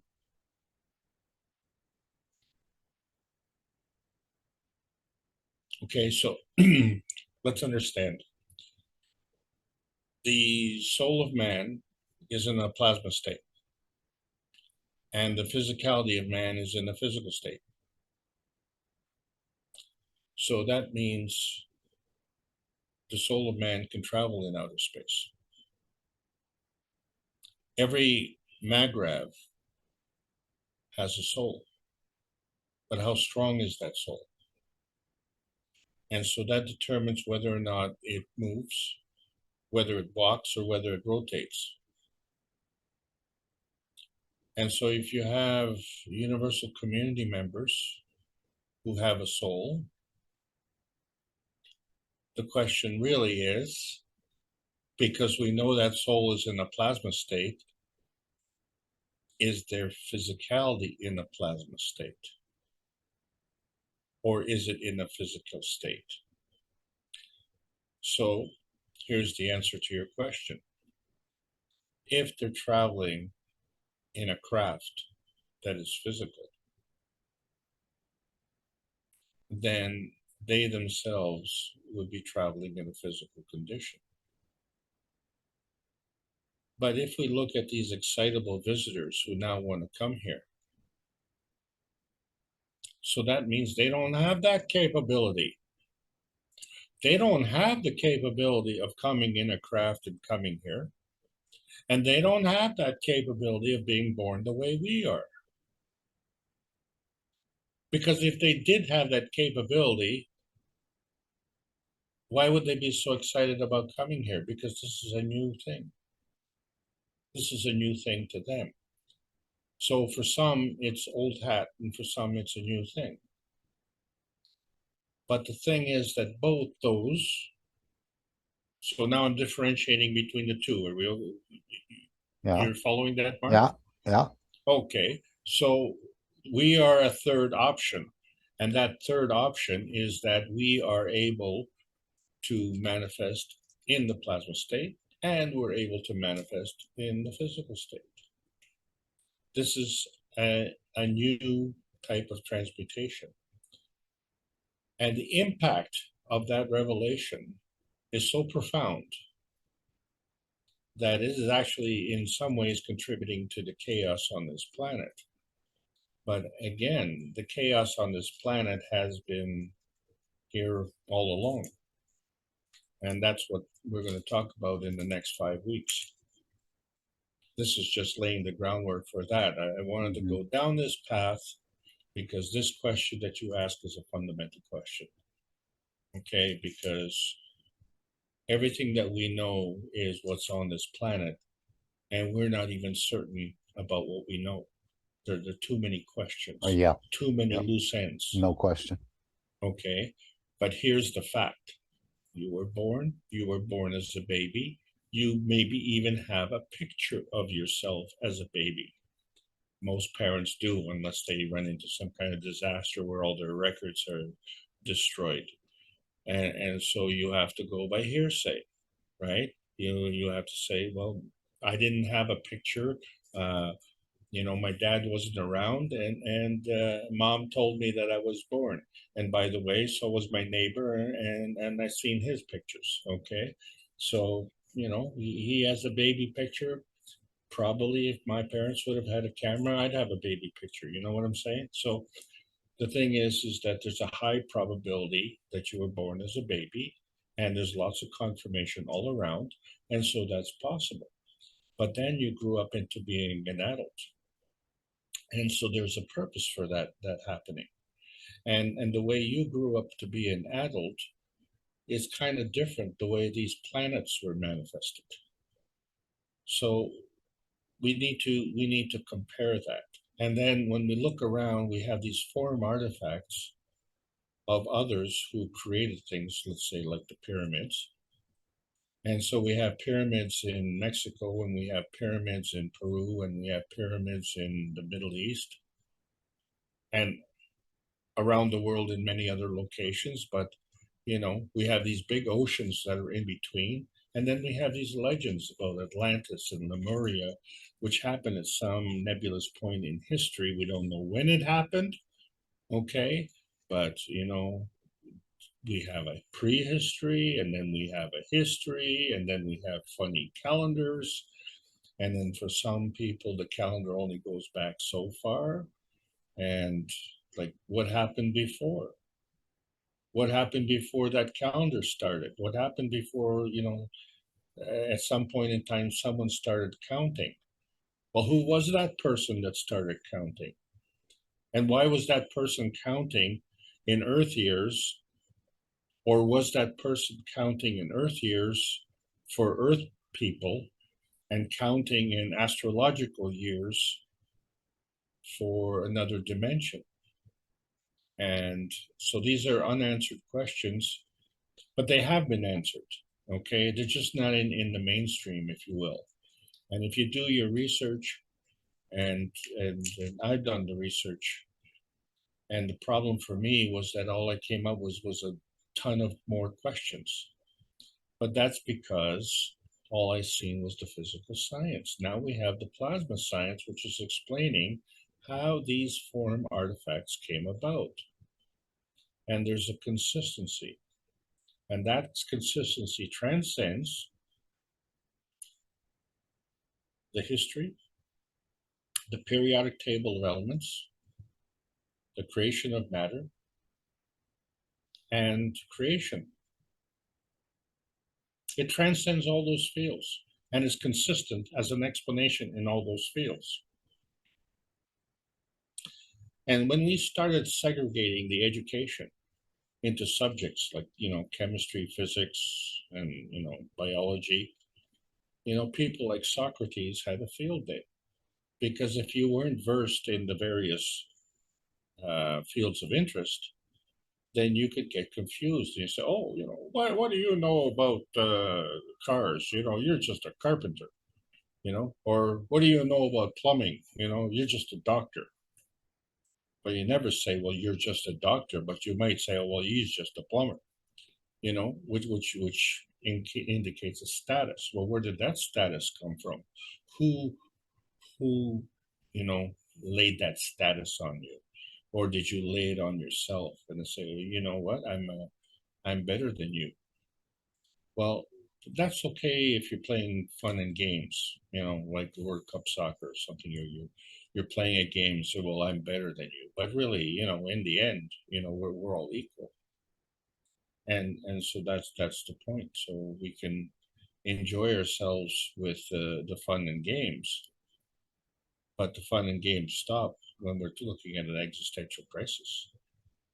So, I have to wonder if I'm looking at the social condition in Europe today, and as we sit, there are 8 European teams in the qualifying rounds of the World Cup. And it's unless you've been following the sport of soccer, you can't understand the fanaticism that goes along with it. And I was heavily involved in it myself, but when you come down to the reality of it, it's all fun and games. But if your wife has cancer, not even Christmas matters. And if you don't have the energy to turn on the lights or turn on the stove to feed yourself, or if you can't charge your electric vehicle because it's been banned, I don't know if I really care about, who scored the goal. So it becomes a matter of priority, what's important. And so we start to see that, our responsibility to this planet is paramount. And we can't have this responsibility when we don't understand it. And so the only thing that we understand is what we're seeing. But what we're not seeing is what created the form artifact of what we're seeing. And we need to do this, and we need to end this now. Tie up the loose ends and understand that the limitations and our capabilities does not indicate the limitations, because there are others who transcend those limitations. We say that there's no cure for cancer. We say we don't know how they built the pyramids. We say we don't know what happened to Atlantis. We accept that because the scientific community has told us that. And it's their business. So, we respect their knowledge. But, we don't know. And we always get that same answer. I don't know. I don't know. Well, figure it out. Why don't you figure it out? Even the simplest thing, something that really annoyed me all the time was, well, this is the greatest invention since man invented the wheel. Did man invent the wheel? Really? Jack and Jill went up the hill to fetch a pail of water, and Jack fell down and tumbled down the hill. And Jill came running after. So Jack found out that he could go down the hill faster by rolling than Jill by, jumping down the hill following him. Well, I guess they invented the wheel, didn't they? And so that's the problem for us, We now have this individual capability that we never had before, and we have an opportunity to make choices. And this choice is now being rubbed in our face, where we're saying, well, the real choice, it isn't red or blue. All right? It isn't one team or another team. The real choice is peace and prosperity or war and poverty. How do you like that for a choice? Now make a choice. And we have a capability of not only making that choice, but implementing that choice. And it's not just us. And so what has happened here? This opportunity is not only welcomed by us, but it's welcomed by the universal community. So these two that you're asking about, the ones who physically manifest in their spaceships, they are thrilled, okay, because that's what they've been waiting for. They've been waiting for us to grow up from babyhood to adulthood. And the others who are without the capabilities, they're thrilled, and they want to come here and share with the good, shall we say, the good turn of events. And they're already coming. And the reason they're coming is because we've provided them an opportunity as well. Did we do it for them? Inadvertently. We did it for ourselves. But guess what? If your neighbors are prosperous and healthy, then the community is prosperous and healthy. And you cannot extricate yourself from that community.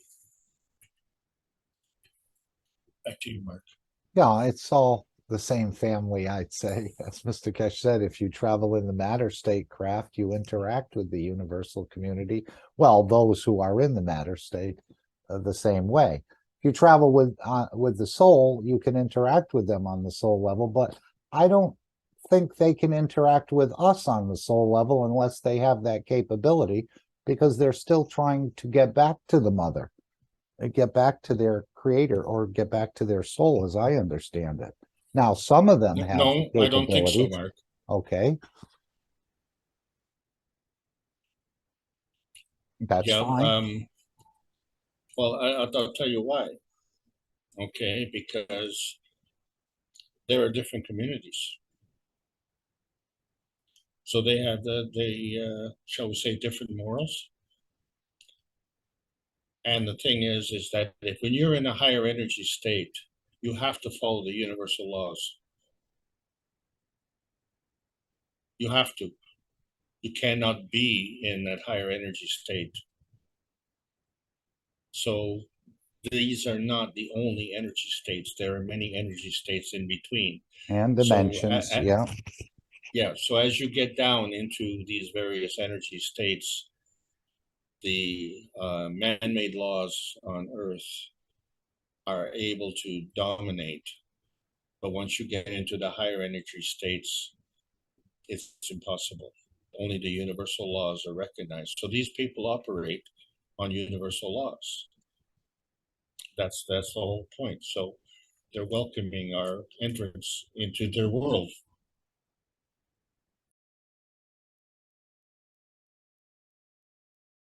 Well, thank you for sharing. That means we are the luckiest one in matter state. Yes, in matter state, we are the luckiest one. That's correct. It's just that there are some people who don't see that as gold. They take gold and they want to turn into dirt. This is a golden opportunity, you know, for all of us. And the small thinking is keeping us down. And so when we look at the positioning of our space with the universal space, and you know, the word insignificant comes to mind. It's such a tiny space. But how can such a tiny space have so much significance? Right? That's a good question, isn't it? I mean, if our Earth space is such a tiny space compared to the universal space, how can that tiny space be so important? And so it becomes very simple. If you look at the way we talked about before, when we didn't have a space, so we had, what do we have? We had the solar system space, right? And before there was the solar system space, we had to have a place.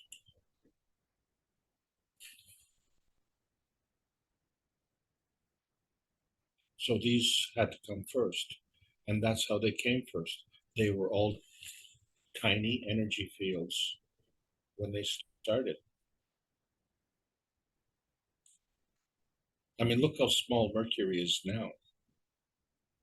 But it was a tiny field compared to the sun.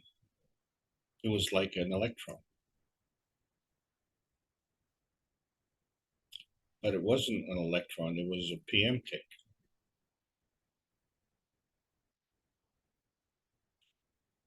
And so the question is, how did this PM tick come together with another PM tick, and where did that PM tick come from?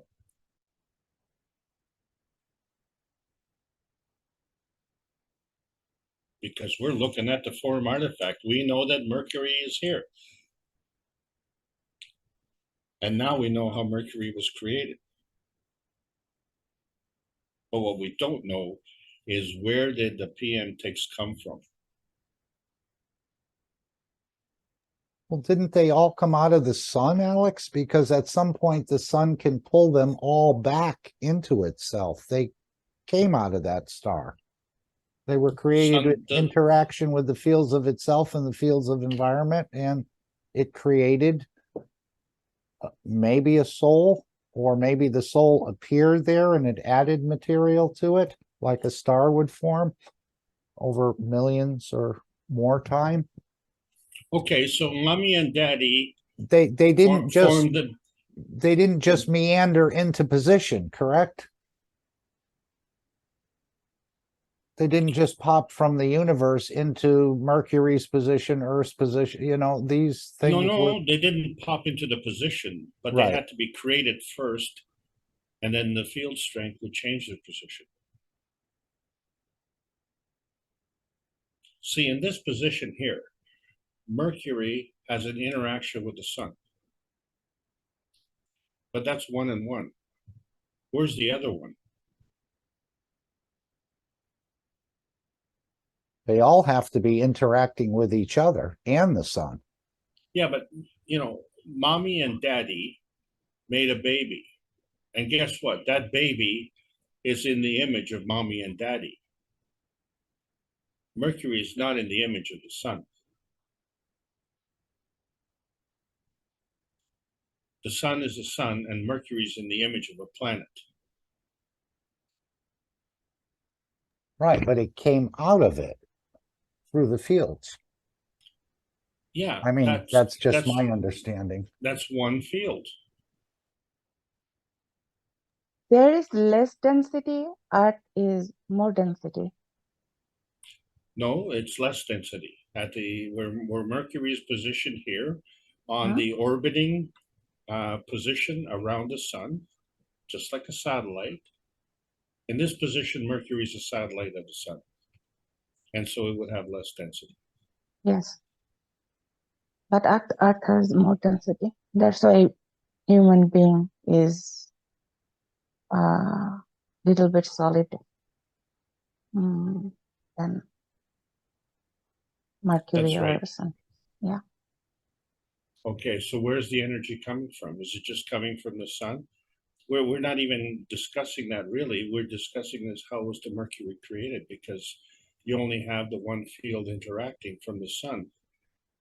And the sun is not creating another sun here, it's creating another planet. So where's that coming from? And what's outside? So, the basic answer, of course, is the creator, right? So the interaction between the sun and the creator is what created Mercury. But you have to remember that one of the things Mr. Kesh also was very specific about, and it hasn't been spoken of very much, and that is the fact that what will we do in the future? We're going to spend a lot of time understanding the plasma science is what we're going to do. Because when you look through our history, and let's just, put a number on it and say it's about 12,000 years, what we were looking at was physical science and spiritual science, right? Whatever physical science couldn't explain, well, the spiritual science could explain, but in order to explain that, you would just have to believe. You would believe without proof, whereas the scientific would believe with proof. If it couldn't prove it, it didn't believe it. So in the spiritual community, you didn't have to prove it, you just had to believe it. And that's how we've been operating for 12,000 years in the physical space. Now we're going into the plasma space. So this is the point. We are now going to have an abundant opportunity, abundant work, abundant profit or prosperity, peace and prosperity, and all the copious benefits that come from the universal community will be inuring to us, because it isn't just us. If it was just us, we would have been gone a long time ago. We are here because of us and because of the universal community. That's the missing ingredient here.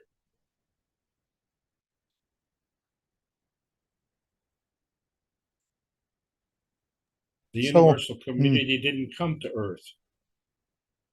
They're now coming back to Earth, okay, because we've grown up. Sorry, I cut you off. No, I was going to say, he said they've always been here. We've always been part of the universal community. I think so too.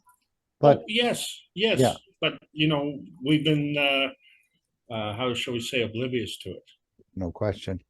I was going to say, what does Mr. Kesh mean when he says man's preoccupation in the future will be the transmutation of the fields of the universe? Does that That's mean what I just said. We're going to be creating matter from fields, or we're going to be doing something? So, Mark, Transmutation of fields of the universe, man's preoccupation in the future. that's right. That'll be the vocation. Mark, how many times have you heard someone say, "Yes, well, what are you doing?" "No, I'm not doing anything." And so what's happening? "No, nothing. I'm bored." All I've heard that from many Well, people. yeah. Okay. Now think about this. Think about this. Are you bored on Earth? Well, why don't you check out Mars? Let me talk to you about boredom. I mean, what would you do on Mars?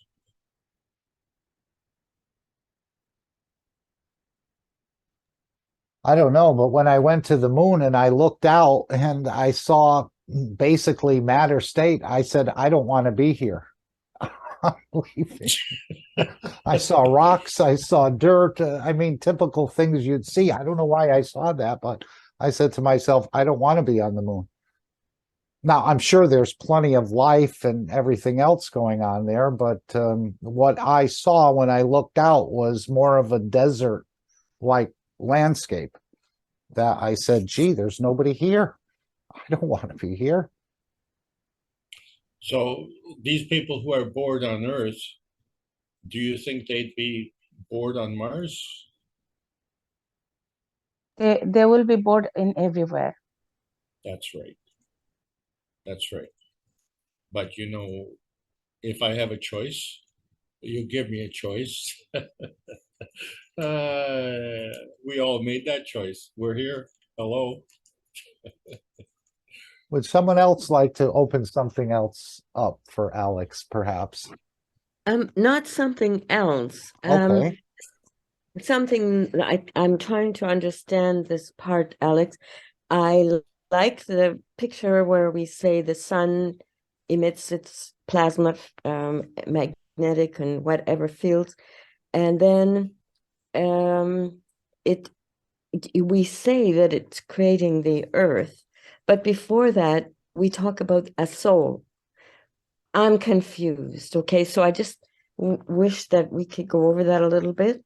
So there is a soul of what that is produced, soul of earth, and then that interacts. Okay, the sun and the sun soul and the soul of the earth interact to create the earth. Is that what you said? That's what I said. And the reason for that, so the higher energy feeds the weaker energy, right? So Like the sun soul, is, yeah. no, the soul of the sun is stronger than the sun. Okay, okay. So the soul of the earth is stronger than the earth. All right. So in a way, they come first. Right. I think. But this business of this little lollipop here, I mean, I'm not sure. Are you talking more of a physical part here, the sun and Mars? Is that what That's you're right. We're talking about the physical manifestation as a form artifact. Okay. Well, can you just sort of repeat the part about the souls again? So the soul Sure. of the sun. Yeah, go ahead. No, you're good here. I'm gonna bring up the slide here. Oh, okay. No, I'm not good. I'm still kind of whirling in space. Aha, you're whirling in space. Okay, I like Yes. that. I like that because you're not whirling on the earth. Oh, I don't know about that. No, you can't. Well, if we intend it now, we have the way of doing. Okay, this I like. Yeah, this is what I was confused about. Soul of the solar system plus Right? It's a soul. higher of the sun. Both are higher strengths of the soul of the earth. Agreed? Okay. So this assumes that we've got a solar system and we've got a sun, and then those two souls get busy and okay, go ahead. This is where I'm confused. No, don't get confused. Now that you have the soul of the earth, now the earth can start doing something. So the earth has to do this in context. What So context how is does the it? soul, I mean to say, where does the earth, it comes after the soul of the earth? That's what I'm saying. Okay. Because the higher strength feeds the weaker strength. So the soul of the sun is higher than the soul of the earth body. Mm-hmm. And the soul of the earth is higher strength than the soul of the earth body. The earth body is not feeding the soul of the sun or the soul of the earth. It would be feeding back to say, give me more or give me less. But in all cases, the soul of the sun and the soul of earth are feeding the earth body Or continuously. continuously, unquestionably, Mm-hmm. unconditionally, benevolently. And then you said inversion. Okay. Yeah, so now we want to convert from plasma to physicality.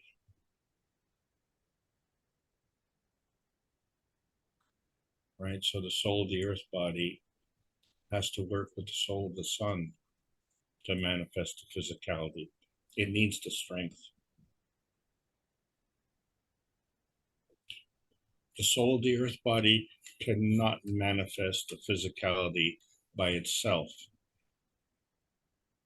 because it would be depleted.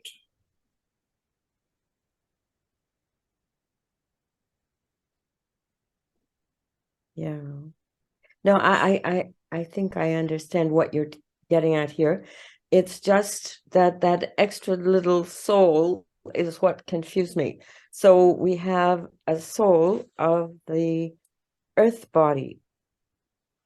Right? The soul of the earth body is like the soul of the man's body. Mm-hmm. And the soul of physicality. Okay, so if I look at those three little earths at the bottom there, one on the left is like a soul of the man. Right. And then the middle one is more like the soul of physicality. Right. Okay, and then the sun and the soul of physicality, I mean the soul of the sun and the soul of physicality get busy and actually create the body of the earth. You got it. Okay, finally. Thank you very much.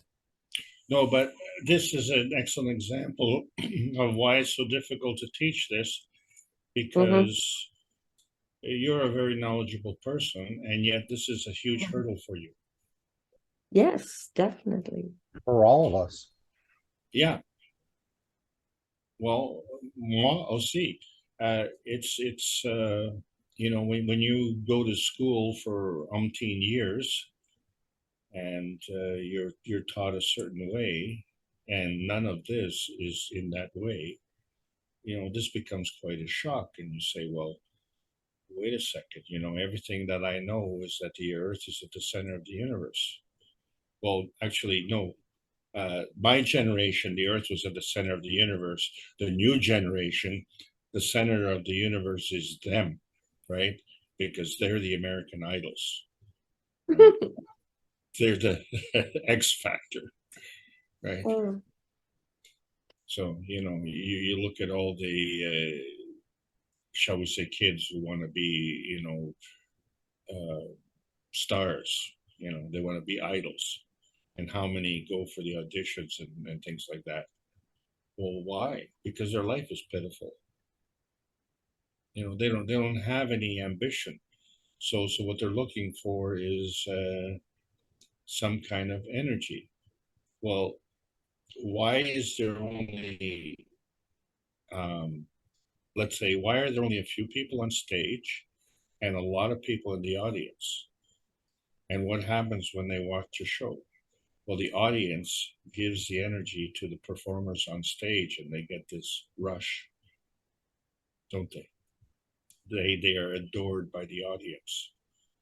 Well, assuming that they put on a nice performance, they're absolutely adored by the audience. So, you know, just one person comes to mind. You want to look at a video of Tina Turner singing Proud Mary. Like, what a performance. And in order to increase the energy of that performance, she has more dancers, she has more musicians on stage, right? So she's increased her field strength. And then you look out in the audience and you say, there's enough people there to be considered a city. You know, you get 30, 40,000 people or 100,000 people coming. That's a city. In Canada anyways. That's a city. Yeah.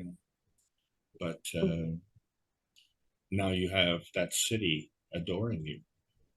Well, you know, if there was an election and you wanted to sign up for being the mayor, you'd win because everybody would vote for her. So she'd be the mayor of whatever city she wanted to be. But that's an intoxicating thing, isn't it? And so you know, she feels that. So you know, the what is the first motivation? And so the first motivation, of course, is to make money, isn't it? So by being an entertainer, you can make more money. And you know, sure beats flipping burgers at a fast food joint. And you know, it allows you the opportunity to live a much fancier lifestyle. And is that fancy lifestyle beneficial to life on this planet?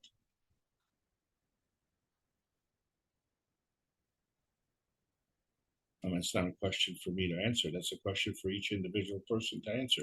Is this planet better for you having been here?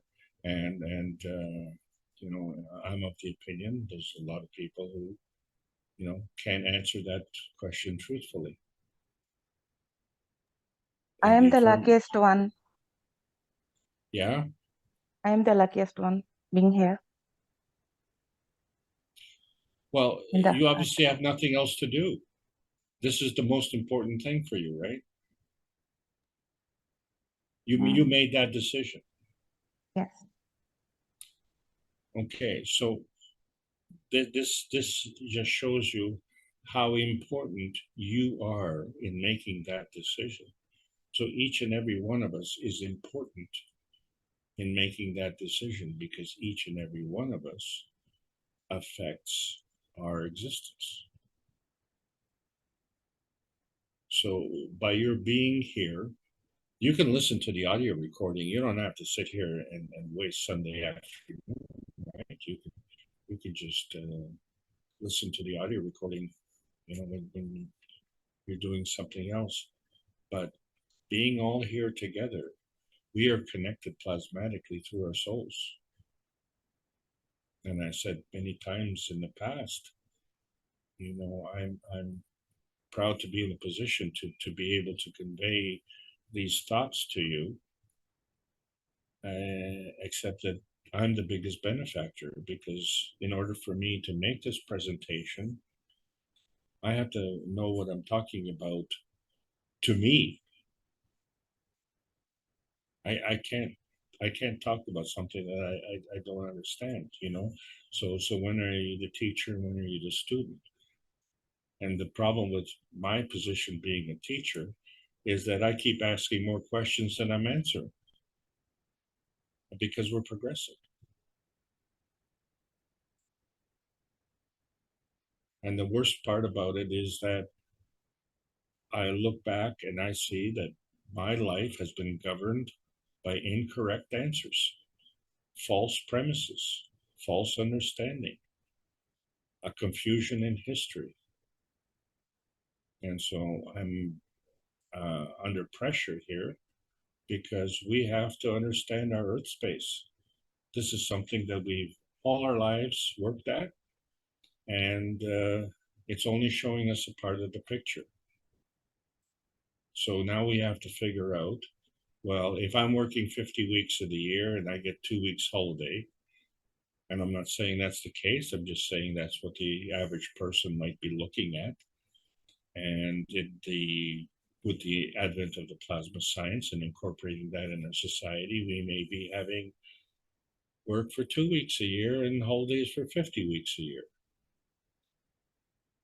Well, that sounds very attractive, except that we may get very bored. I mean, there's 50 weeks where you don't have to go to work, and you don't have to be on that treadmill, make money, pay the rent, buy the food, get the groceries, pay the insurance. You don't have to worry about that because there'll be peace and prosperity. And then where's the motivation? So, for a lot of people, they'll give up and they become addicted. A customer came to me this week. His father is 62 years old, and he's very sick. I said, what's his problem? Well, he says he's a heavy drinker, and he doesn't want to stop. So, now you're not asking the question, what's wrong with him health-wise? You're asking him, what's wrong with his will? What's happened with his soul? His soul is looking for an exit plan.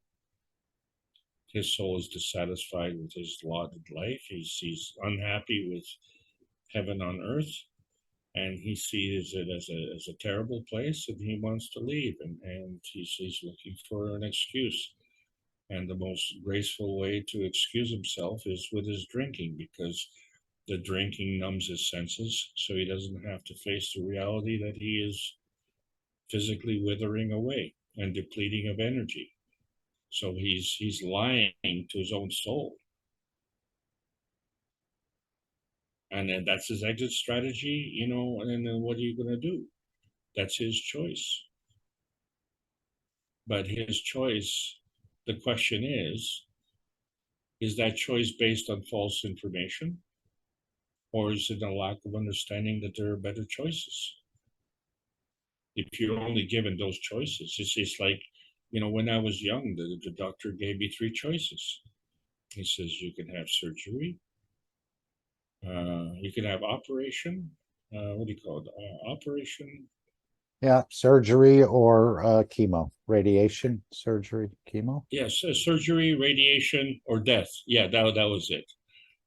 And I said, well, let's analyze these very carefully. So I think by process of elimination, can we just eliminate the death option and just focus on surgery or radiation? And, I took radiation. Which of those 3 options was the best option? But, the thing was that I was also supposed to take drugs for the rest of my life. That was 37 years ago.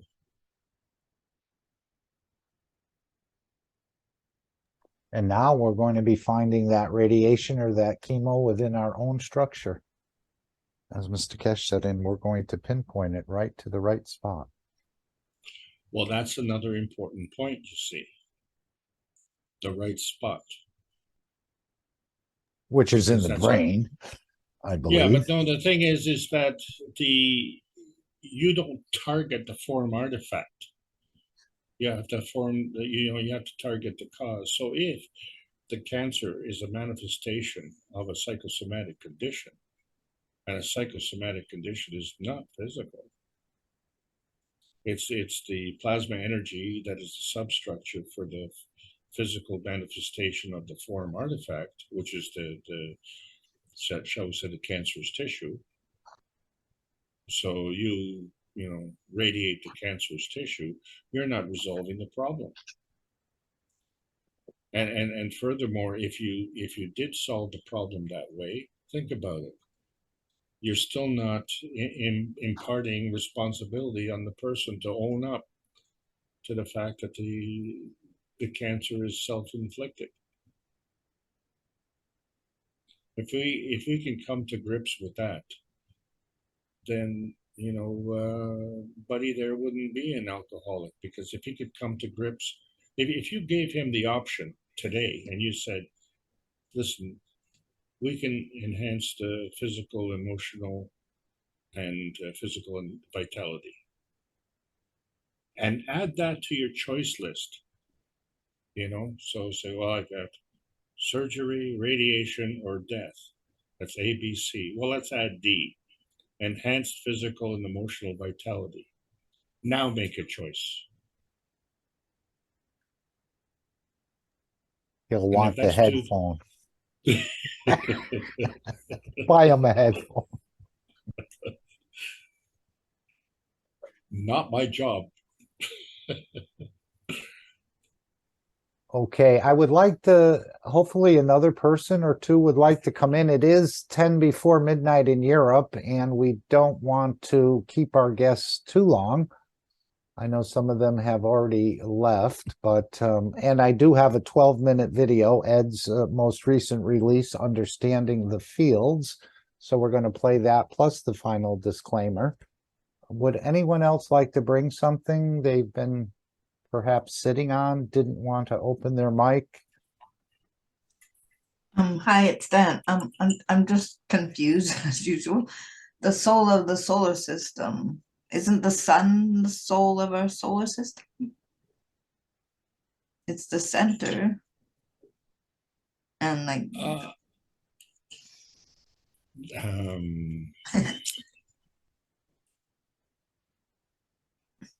The sun is a field within the solar system. So the sun has its own soul.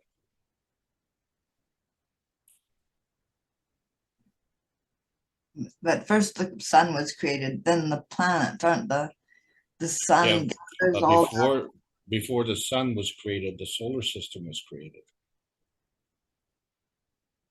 Before the sun, I thought the energies of the universe interacting with the soul of the sun created its own structure. It came out of the energies of the universe.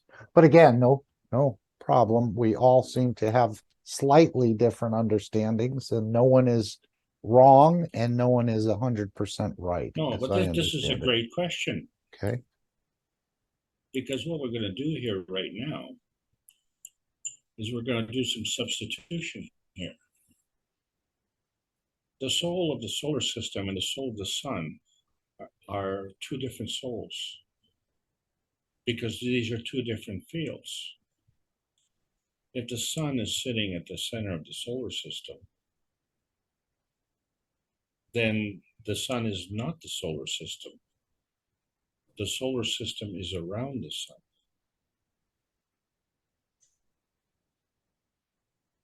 Okay, well, that kind of makes sense. Okay, thank you. Energy of the galaxy became the sun. The energy of the sun became the earth, and so on and so forth.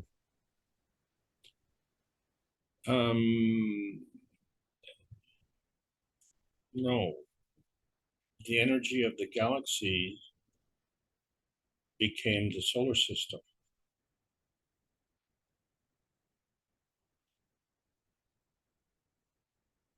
There's a sequence. You have to have a field. You can't go nowhere. You have to go somewhere.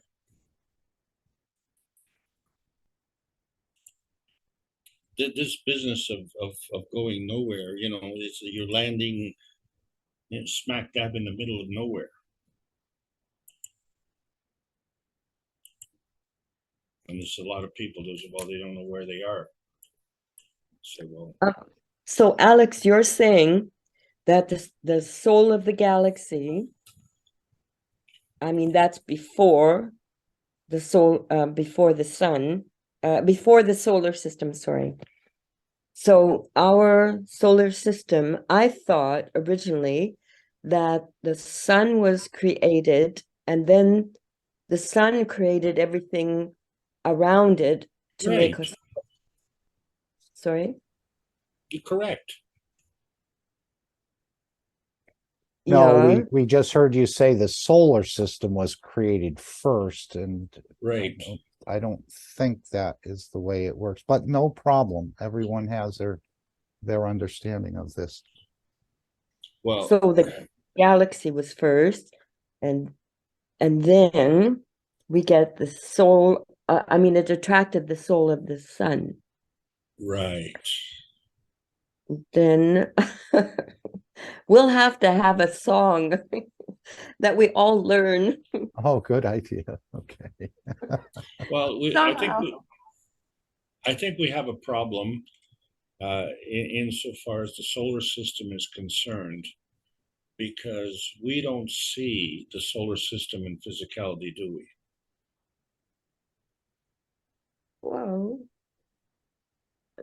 Well, I mean, pictures of planets, that's Oh, no, physical. no, no. The planets are pictures of planets. The picture of the sun is a picture of the sun. I'm talking about the solar system. We don't have a picture of the solar system. Okay. In total, okay.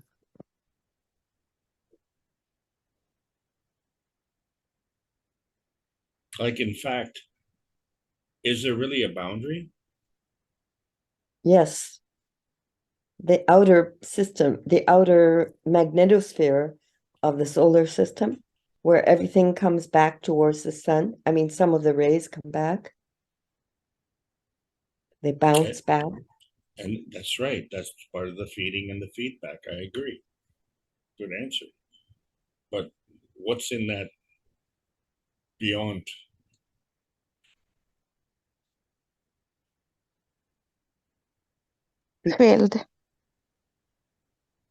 Field. When I first asked this question, I fell out of bed. I mean, how do you fall out of bed? You know, like, I'm lying in bed and then you fall out of bed and say, well, you know, what happened was I started to feel the earth move.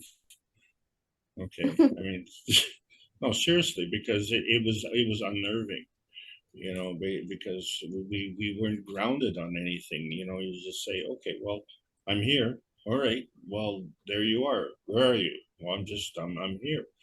But, you know, you're not there in physicality, because to be in physicality, you have to be somewhere.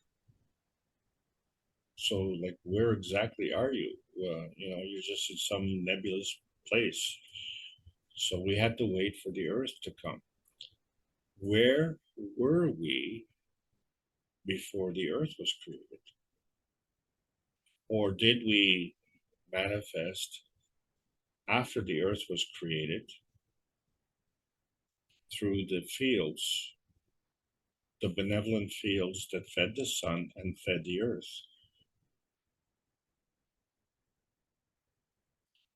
Yes. I think that is true. I tend to agree with you. Yes, because didn't Mr. Cash say that our soul of the man is connected to the fields of the unicos completely. It interacts with the Right. field. Yeah. But, you know, if you don't want to think about that before you go to bed, because you won't be you won't know, you won't be able to lie down, because you don't know which way is up and which way is down. You know, I mean, let's look at this picture alone here. Which way is up? You know, there's no milepost here that says, you know, 50 miles to Houston, Texas. You know, you're I mean, here. we cheat and we use the screen of our laptops or whatever. I mean, bottom at the bottom, top at the top. Yeah.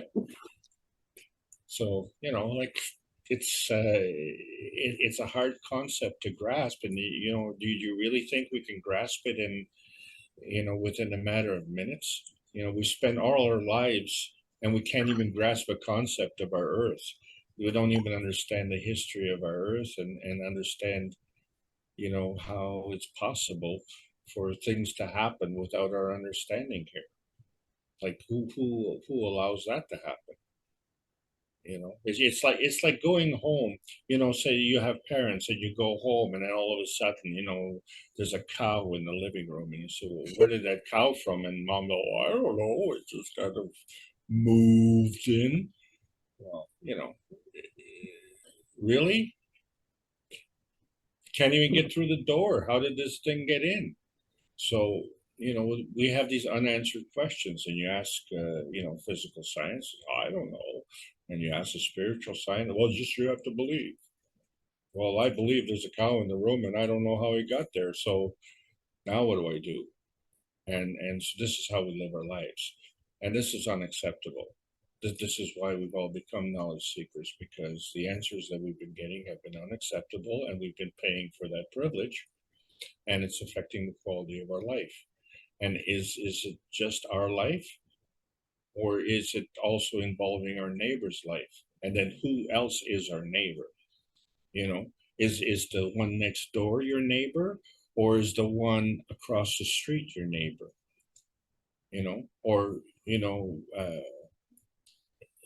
you're in South Africa, right? So are you my neighbor? I consider you my neighbor. Yeah, and there's an ocean in between us. That's just a little pond.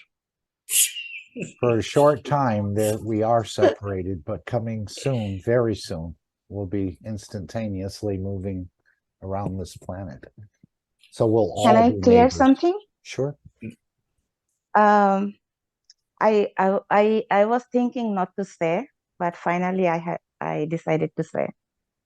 I told you before, I feel something, but somebody in my home nearby me sometime, right? Long time ago. Not long time ago, Yes. few, Yeah. right? Yes. Yep. So what is that? When I cook, I'm cooking alone or somebody else is there, still I feel somebody who is watching like Yeah. 10, 12 feet Yeah. Mr. farther Kesh from me. described this. Yep. I'll tell you what it's not. It's not a coincidence.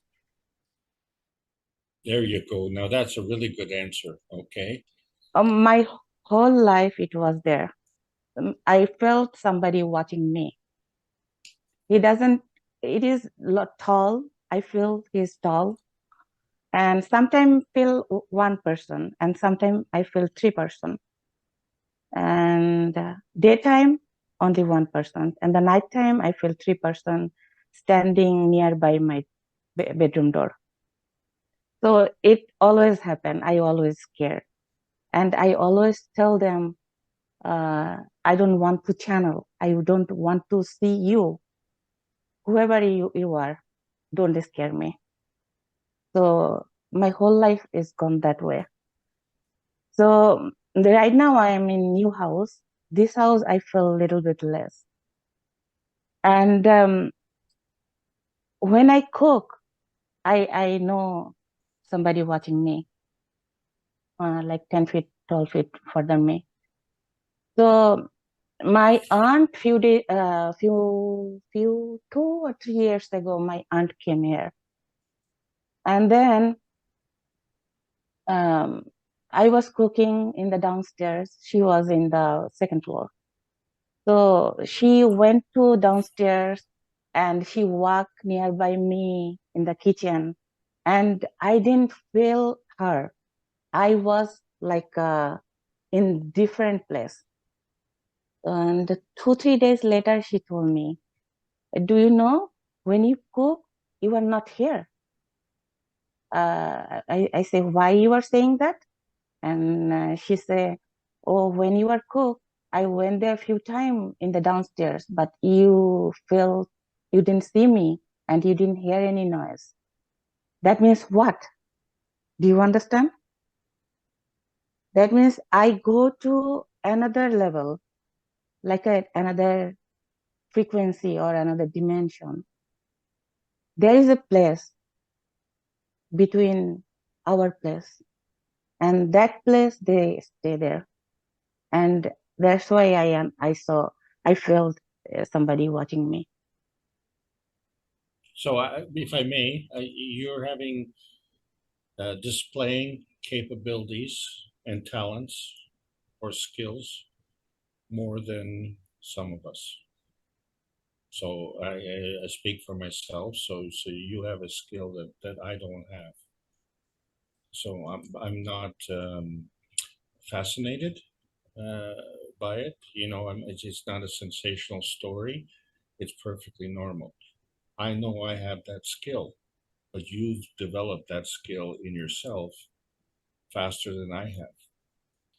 So the encouragement for me is that in the future, and I hope not too long future, I will have the same skill.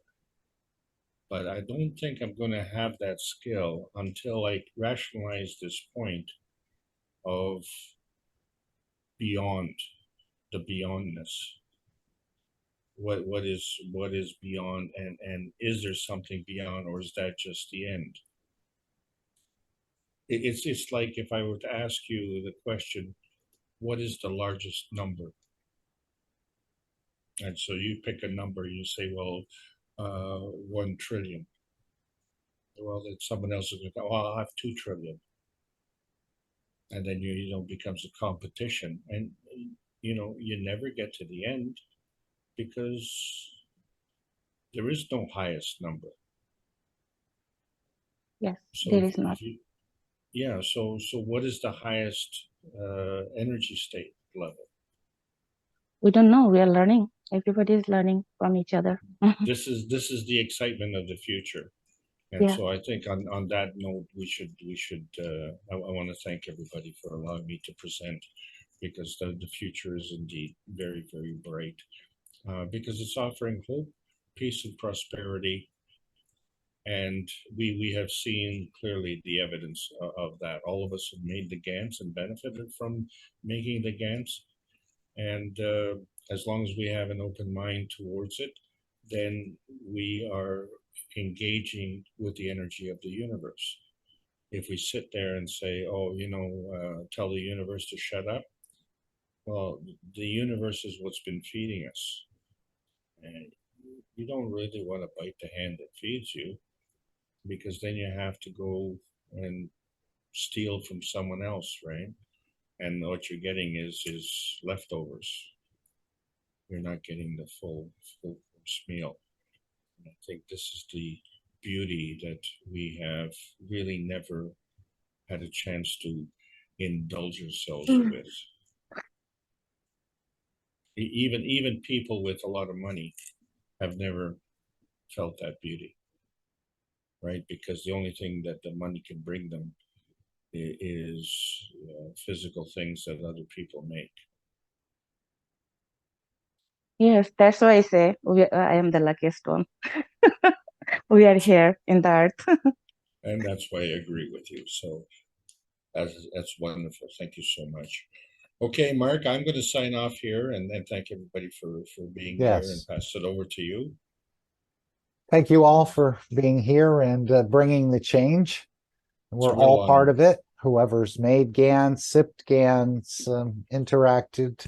And so we're all, well, probably many, many, many more than are here or in any of the meetings, and they'll be coming forward in the very near future. As Mr. Kesh said, 1/3 of the people on this planet are not from here. So we may see an emergence of many, many new citizens that we were not aware of. And we're looking forward to that, actually.